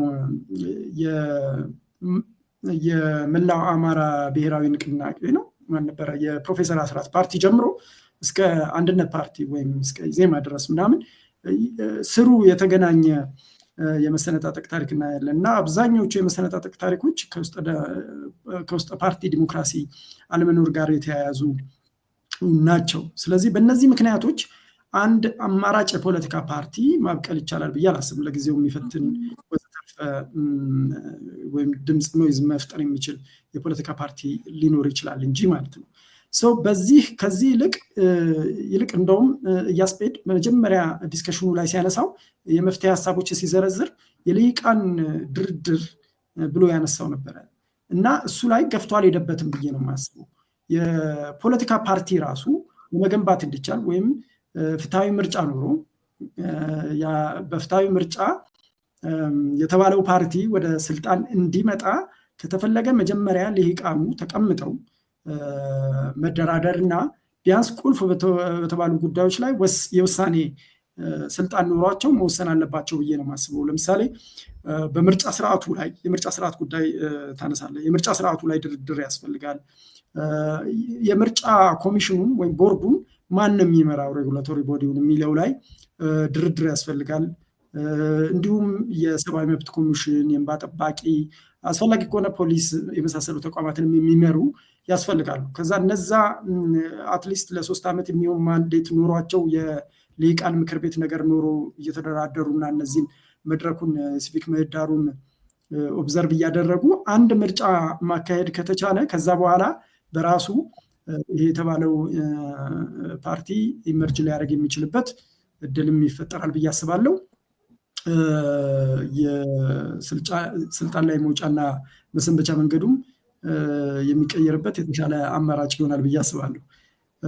ይህንን ስጽፈው እና አሁን ሳወራው የተለያዩ ሀሳቦች ጋር እየታገልኩ ነው። ምክንያቱም እዚህ አሁን ዲስከስ ስናደርግ የአስፔድ ዲሞክራሲ አይዲያል የሚባለውን ወይም ሊበራል ዲሞክራሲ እያሰብኩ አይደለም ያንን ፕሮፖዛል የጻፍኩት ስላለ በዛ ውስጥ ፊት ሊያደርግ የሚችለው ምንድን ነው የሚለውን እያሰብኩ ነው በውስጤ። ስቲል ግን እኔ በሊበራል ዲሞክራሲ ፍሬምወርክ ስለሆነ ማስበው አይ ቲንክ የእሱ ጋፕ ሊኖር ይችላል።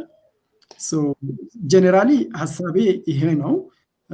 ተጨማሪ የምላቸው ነገሮች ግን ይኖራሉ። ምናልባት የፍኖተ ካርታ ጉዳይንም አብሬ አንስቻለሁ። ትራንዚሽን ማለት ለልሂቃን ድርድር መንግስት ለምን ይስማማል፣ ብልጽግና ለምሳሌ አሁን ለምን ይስማማል የሚል ከመጣ ኦፍኮርስ በህዝብ ግፊት መሆን አለበት እና ያንን ደግሞ ሰላማዊ በሆነ መንገድ ግፊት የሚያሳድር ንቅናቄ መመስረት ያስፈልጋል እና እንደውም በፓርቲው ምትክ ንቅናቄ ነው የሚያስፈልገው ብዬ ነው የምለው።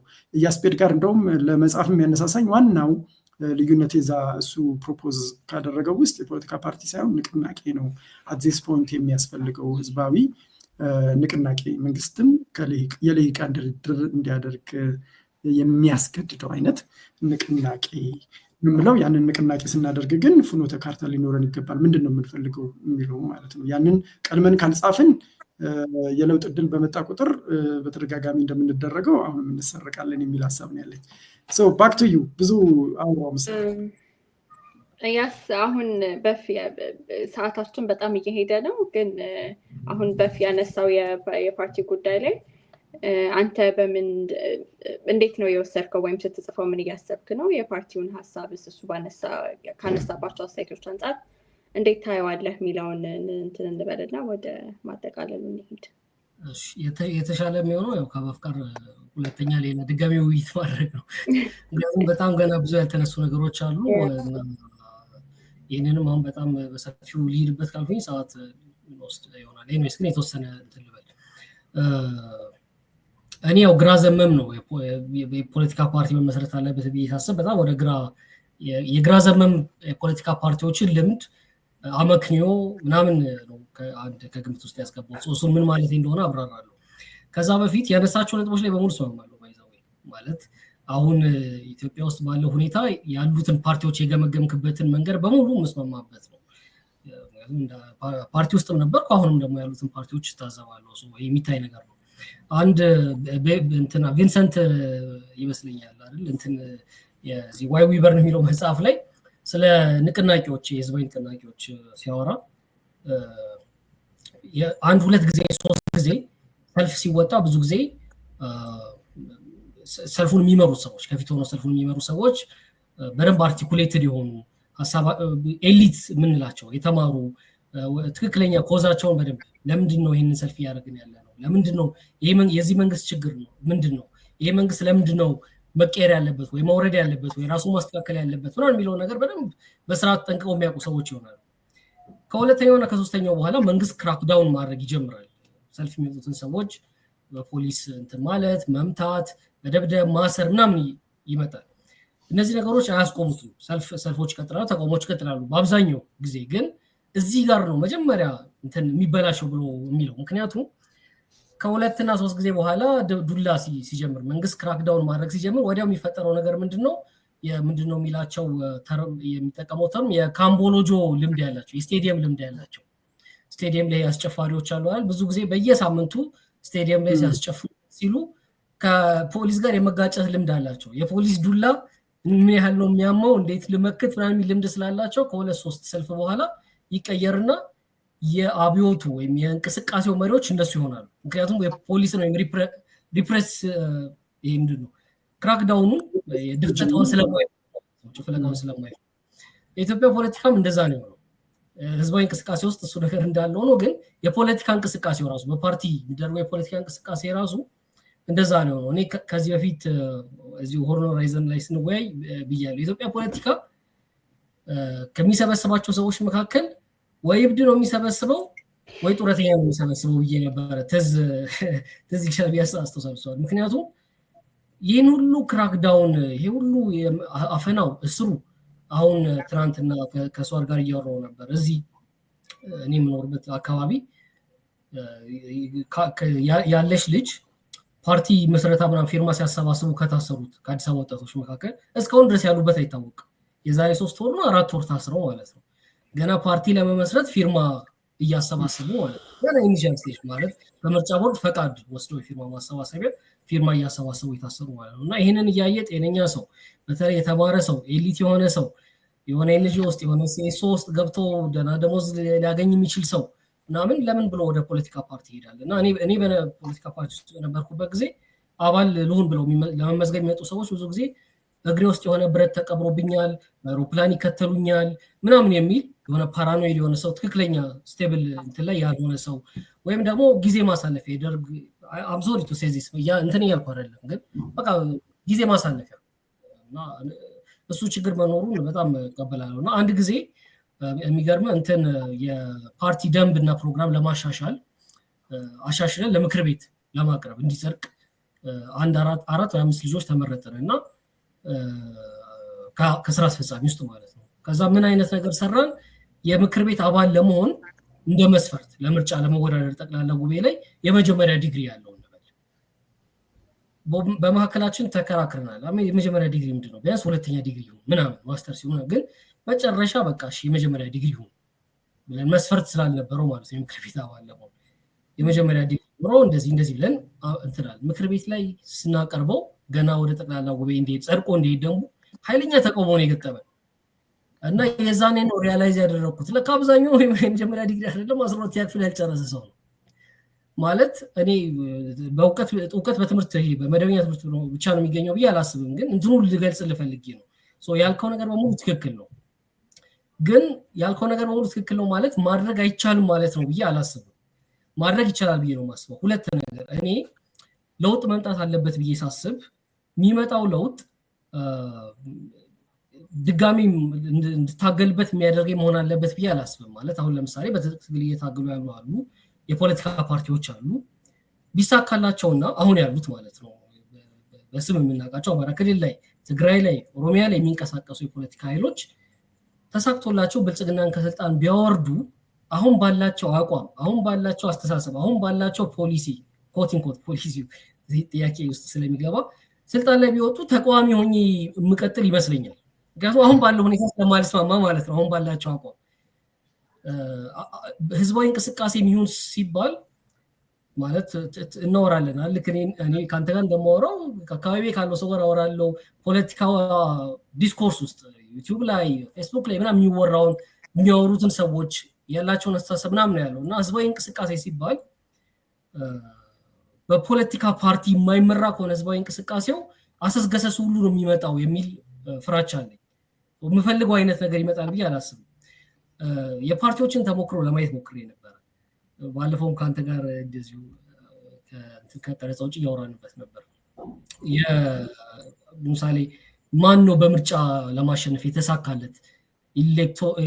ኢሌክቶሬት አውቶሪቴሪያን ነው የሚባሉት እንደ ተርኪ አይነት እንትኖች ራሱ ምርጫ አለ፣ ግን አምባገነን ራሱ በሆነበት አካባቢ ራሱ ይሁን ምርጫ ኖሮ ራሱ ለውጥ ለማምጣት ይከብዳቸዋል። እና የለም የፓርቲ ምሳሌ ለማግኘት በጣም አስቸጋሪ ነው።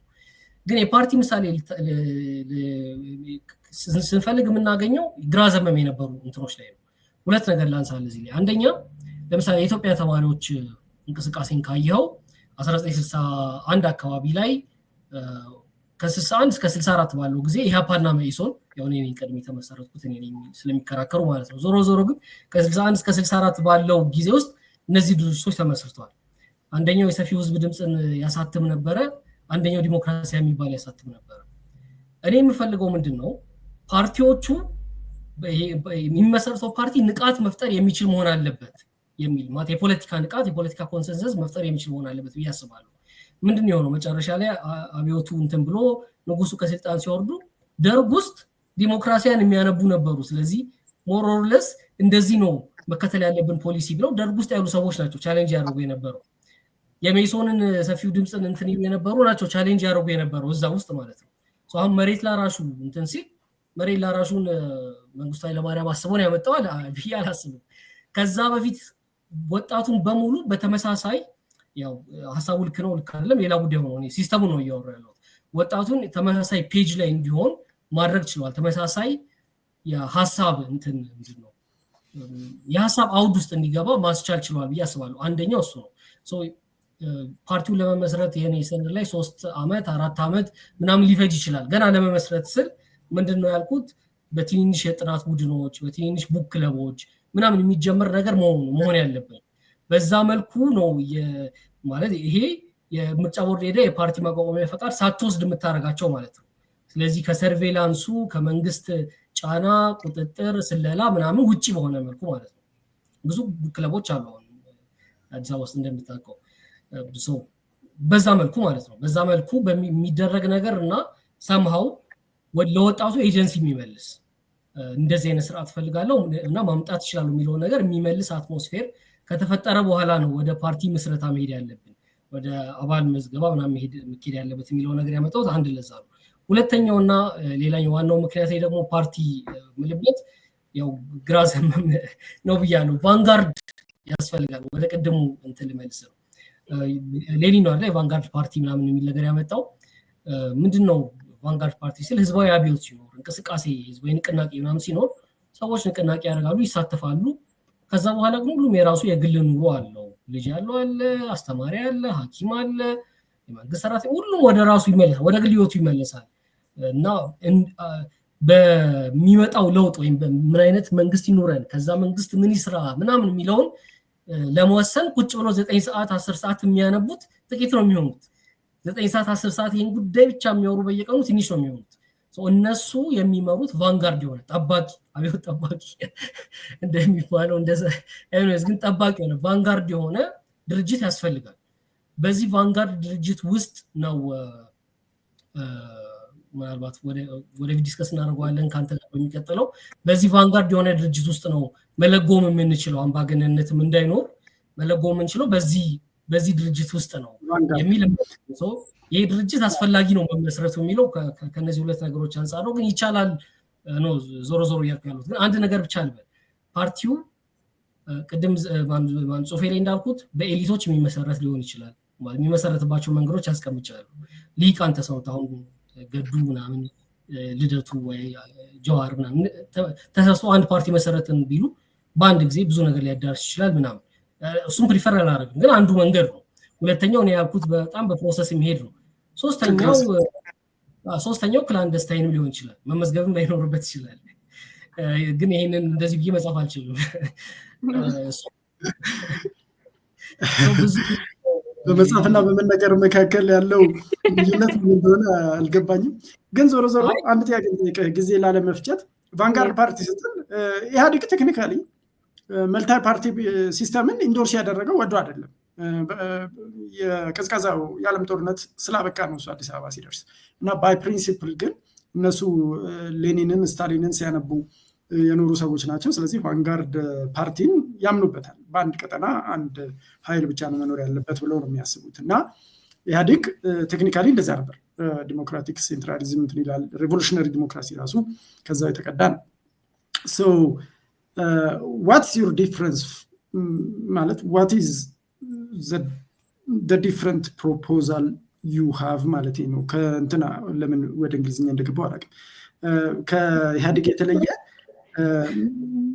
ታዲያ ምንድን ነው? ቫንጋርድ ፓርቲ ከሆነ ኢህአዴግን ነው የሚሆነው ማለት ነው ቤዚካሊ አይደለም? ወይም ብልጽግና ዊዛውት ምንድን ነው ይሄ የተማከለ ዲሞክራሲው ሳይኖር ቅድም ከአንድ ሰው ጋር በስልክ እያወራህ ነበርና ዋት ዌንት ሮንግ በዴቨሎፕመንታል ስቴት ሞዴል ኢትዮጵያ ስትከተለው በነበረው የልማታዊ መንግስት እንትን ውስጥ ምንድነው የጠፋው? ለሚሲንግ እንትን ይሄ ምንድነው ምታታዊው ነገር ምን ጠፍቶ ነው የፈረሰው ወይም እንደዚህ ሆነው የሚለውን ነገር እንትን እያልን ነበረ እና ይሄ የሚሊየን ብር ጥያቄ ነው እያለ ነበር። ኤኒዌይስ ግን እንትን ኦፍኮርስ ኢህአዲግ እንደዛ ነው። አውራ ፓርቲ ነው፣ ዶሚናንት ፓርቲ ነው። የቫንጋርድ እንትን አለው። ከዛ ደግሞ ልማታዊ መንግስት ነው ምናምን። ውጤታማ አልሆነም ማለት አልችልም። 2004 ላይ ከሰብሳሃራን አፍሪካ 3ኛ ነበር በድህነት፣ ከመጨረሻዎቹ 3ቱ ነበር። 2015 ላይ ከላይኞቹ መደዳ ውስጥ መግባት ችለናል። የመኖር እድሜ ላይፍ ኤክስፔክታንሲያችን ጨምሯል። የኢንፋንት ሞርታሊቲ በጣም ቀንሷል። ከቶፕ 10 ካንትሪ ውስጥ በፐብሊክ ኢንቨስትመንት ካደጉ ከፍተኛ 10 አገራቶች ውስጥ ማደርገት ካሳዩ ባለፉት 20 ዓመታት መካከል አንዱ ሆኗል። ከ2004 እስከ 2014-15 በነበረው ጊዜ ማለት ማሲቭ ለውጥ መጥቷል። ግን ትልቁ ችግር ምንድነው?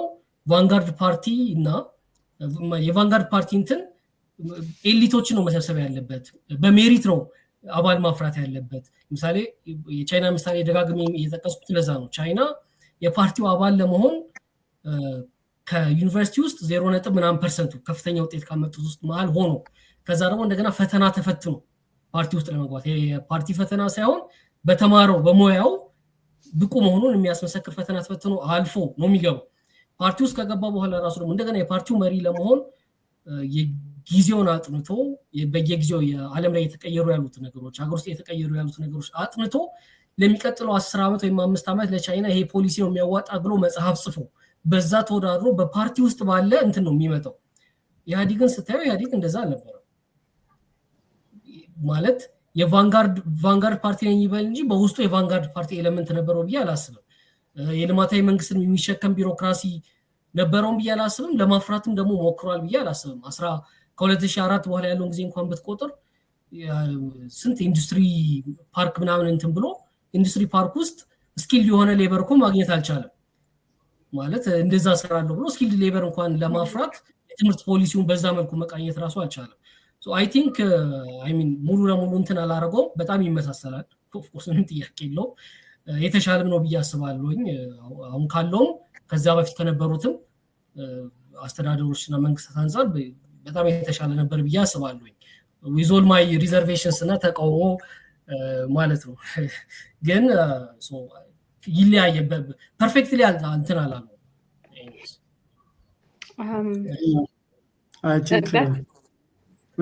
አይ ቲንክ ወዳችን መመለስ አለብን ይመስለኛል። ከዚህ በላይ መለጠጥ የለብንም። የሚያልቅ አይደለም እና አይ ቲንክ ግን በነበረው ጊዜ ጥሩ የሚባል ውይይት አድርጋችኋል። ወደ መጨረሻው ጥያቄ ልውሰዳችሁ። ይሄ ያው ለሁለታችሁም ነው፣ በየተራ ትመልሱታላችሁ። መጀመሪያ ለበፍ ለውጥ እንዴት ይምጣ እንዳይጠለፍብንስ? እርግጥ እያስፌድ አሁን ቫንጋርድ ፓርቲ አቋቁመን ነው ፕሮቴክት የምናደርገው ብሏል። ግን ሞር ማብራራት ከፈለክ የቀረ ነገር ካለ ትጨምርበታለህ። ግን ለውጥ እንዴት ይምጣ እንዳይለጠፍስ እንዳይጠለፍብንስ እንዴት አድርገን መጠበቅ እንችላለን የሚለው ላይ የመጨረሻ ሀሳብ ሁለታችሁ ማጋሩና እናጠቃል። እድሉን ለፍቃዱ ከሞላ ጎደል ብዙዎቹን ስላነሳው ሌላ ጊዜ የምንመለስበት በፍቃዱን አስቸግረን ቢዚ ነው። በእርግጥ በጣም ግን አስቸግረን ይመለሳለን ብዬ ተስፋ አድርጋለሁኝ። በፍቃዱ ጠቅልለው በዛው ውይይት ነው። አዎ እሺ መልካም። ለነገሩ ቅድም እኔም በጨረፍታ ስለነካካሁት እሱኑ ነው ደግሜ የማነሳው ማለት ነው። የኢያስን ጽሁፍ ብቻ ሳይሆን ከዚህ በፊት የነበሩ ሌሎችም እንዳሉ ለውጦች ላይ እየተጸጸትን ያለ ነው አይደል? እናምጻለን፣ ለውጥ ይመጣል፣ ከዛ እንጸጸታለን፣ እናምጻለን፣ ለውጥ ይመጣል፣ እንጸጸታለን አይነት ነገር ነው እና በጣም ቪሺየስ አዙሪት ውስጥ ነው የገባ ነው። ያንን ለማስቆም መጀመሪያ ሁልጊዜም ብዙ ሀገራት ነው በነገራችን ላይ እኛ ብቻ አይደለም። እንደውም ቅድም የቪንሰንትን መጽሐፍ ሲጠቅስ ነበረ እና የቪንሰንት መጽሐፍ አክቹዋሊ ከቨር የሚያደርገው ከ2010 ጀምሮ እስከ 2020 ያሉ በዓለም አቀፍ ደረጃ በአፕራይዚንግ የመጡ ለውጦችን በተለያየ መንገድ የመጡ ለውጦችን እንትን ይልና ይዳስስና ቁጭት ነው የቁጭት ነው ብቻ የቁጭት መጽሐፍ ነው ልንለው እንችላለን። ስለዚህ ይሄ ግሎባል ፌኖሜን ነው ማለት ነው በተወሰነ ደረጃ። እኛም እንደዛ እንጸጸታለን። ለምንድን ነው የምንጸጸተው? የሚመጣውን ስርዓት ሳይሆን የምናስበው አሁን ያለውን ችግር ነው። ለምሳሌ በዚህኛው መንግስት ተማረናል፣ ግን ይህንኛውን መንግስት ላይ አምፀን ድንገት ፈንድተን አምፀን ስንጥለው የሚመጣው ምን እንደሆነ አናቅም። ያለፈውን እየወደቀ ያለውን በጥሩ ቃላት የሰደበልንን ሰው በቃ አምነን እንከተላለን ማለት ነው።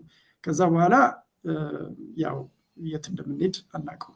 ስለዚህ እሱን የሚቀርጽ ገና አሁኑኑ ዋት ዌንት ሮንግ በዚህኛው ሪጅም ብቻ ሳይሆን ሁሉም ሪጅሞች እኮ የተወሰነ ፊክስ ለማድረግ ሞክረዋል በተወሰነ ደረጃ ማለት ነው አይደለም። ስለዚህ ኢቭን ንጉሱ እኮ ንጉሳዊ ስርዓቱ ላይ የመጀመሪያውን ህገ መንግስት ሲያጸድቁ፣ ሁለተኛውን ህገ መንግስት ሲያጸድቁ በህዝባዊ እንትኖች ላይ በህዝብና በመንግስት ኃይሎች መካከል የተወሰነ ድርድር ተደርጓል ማለት ነው። ኮምፕሮማይዞች ነበሩ። የስልጣኑ አብሶሉት መሆን ነው ያልቀነሰው የነበረው።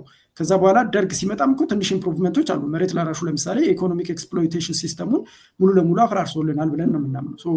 አትሊስት የተለየ ኑዋንስድ የሆነ እርምጃ ሊወሰድ ይችል ነበረ፣ ሌላ ነገር ነው። ግን የተወሰነ ኢምፕሩቭመንት አለው። ግን ዞሮ ዞሮ አምባገነናዊ ስርዓት መጣ፣ እዛም ላይ ታመፀ። ከእንደገና የኢህአዴግ ስርዓት ደግሞ የኤትኒክ ፌዴራሊዝሙን አስተዋወቀ። የኤትኒክ ፌዴራሊዝሙ የመለሳቸው ጥያቄዎች አሉ፣ ግን ደግሞ የፈጠራቸው አዳዲስ ኮምፕሊኬሽኖች አሉ። ከዛ ሲጠራቀሙ የመጡ ችግሮች አሉ ወዘተርፈ። እነዚህም ሁሉ አንድ ላይ አናላይዝ አድርገን ለወደፊት የምንገነባው አገረ መንግስት የምናቋቁመው የመንግስት ቅርጽ ምን አይነት መሆን አለበት? የመንግስት የስልጣን ምንጩስ ምንድን ነው መሆን ያለበት? መንግስት እንዴት ነው ስልጣን ላይ የሚወጣው የሚወርደው? እንዴት ነው የመንግስትን ስልጣን ገርተን እኛ ወደምንፈልገው ብዙሃን ወደምንፈልገው አቅጣጫ እንዲወስደን የምናስገድደው የሚለውን ነገር የምንመልስበት አትሊስት ፍሬምወርክ ደረጃ ሮድማፕ ሊኖረን ይገባል። ይህንን ደግሞ ልሂቃን ተሰባስበው ሊያደርጉት ይችላሉ ብዬ አስባለሁ። ይህም አገር ውስጥ ማድረግ በዚህ ጊዜ ሊያስቸግር ይችላል። ግን በርካታ ምሁራን፣ የኮንስቲቱሽናል ምሁራን አሉ፣ የሶሻል ሞቢላይዜሽን ወዘተርፈ አክቲቪስቶች፣ ኢንፍሉዌንሻል እንትኖች፣ የተለያዩ ማህበረሰብ ወኪሎች በተለያዩ የዓለማችን ክፍሎች አሉ። ሰምባዲ ብቻ ሃስ ቱ ቴክ አን አክሽን ኤንድ ኦርጋናይዝ ሚቲንግ ያንን ፍሬምወርክ ለማድረግ። ከዛ ያ ፍሬምወርክ ካለ ልክ እንደ መሬት ላራሹ ጥያቄ ነው። የመሬት ላራሹ ጥያቄ ከአብዮቱ መፈንዳት በፊት ጀምሮ ሲቀነቀን የነበረ ስለነበረ አብዮቱን የሚመሩ ሰዎች አይናቸውን ጨፍነው ሊያልፉት የማይችሉት አጀንዳ ነበረ። ስለዚህ ቅድም እያስፔድ ሲያነሳ የነበረው መሪዎቹ በሙሉ ተጠራርገው ቢታሰሩ እንኳን ያ አጀንዳ ህዝብ ጆሮ ውስጥ ከገባና ያ ፍሬምወርክ ኦልሬዲ እንትን ከሆነ ብቸኛው አማራጭ ሆኖ የመውጣት እድል ስለሚኖረው ኢንፍሉዌንስ ያደርጋል። ከሰው በላይ ላርጀር የሆነ ፍሬምወርክ ያስፈልገናል ለውጥ ሲመጣ ኢንፍሉዌንስ የምናደርግበት። ግን ያንን ፍሬምወርክ በማዘጋጀት ለውጡ እንዳይሰረቅ አትሊስት የያዙትም ሰዎች ያንን እያቀነቀሉ እንዲሄዱ ያለፈውን እየረገሙ ሳይሆን በሚገነቡት ወይም ቃል በሚገቡት ስርዓት መሰረት እንዲመሩን ለማድረግ እንችላለን የሚል ተስፈኝነት አለኝ። እንደ ማጠቃለያ ጥያቄው ምንድን ነው?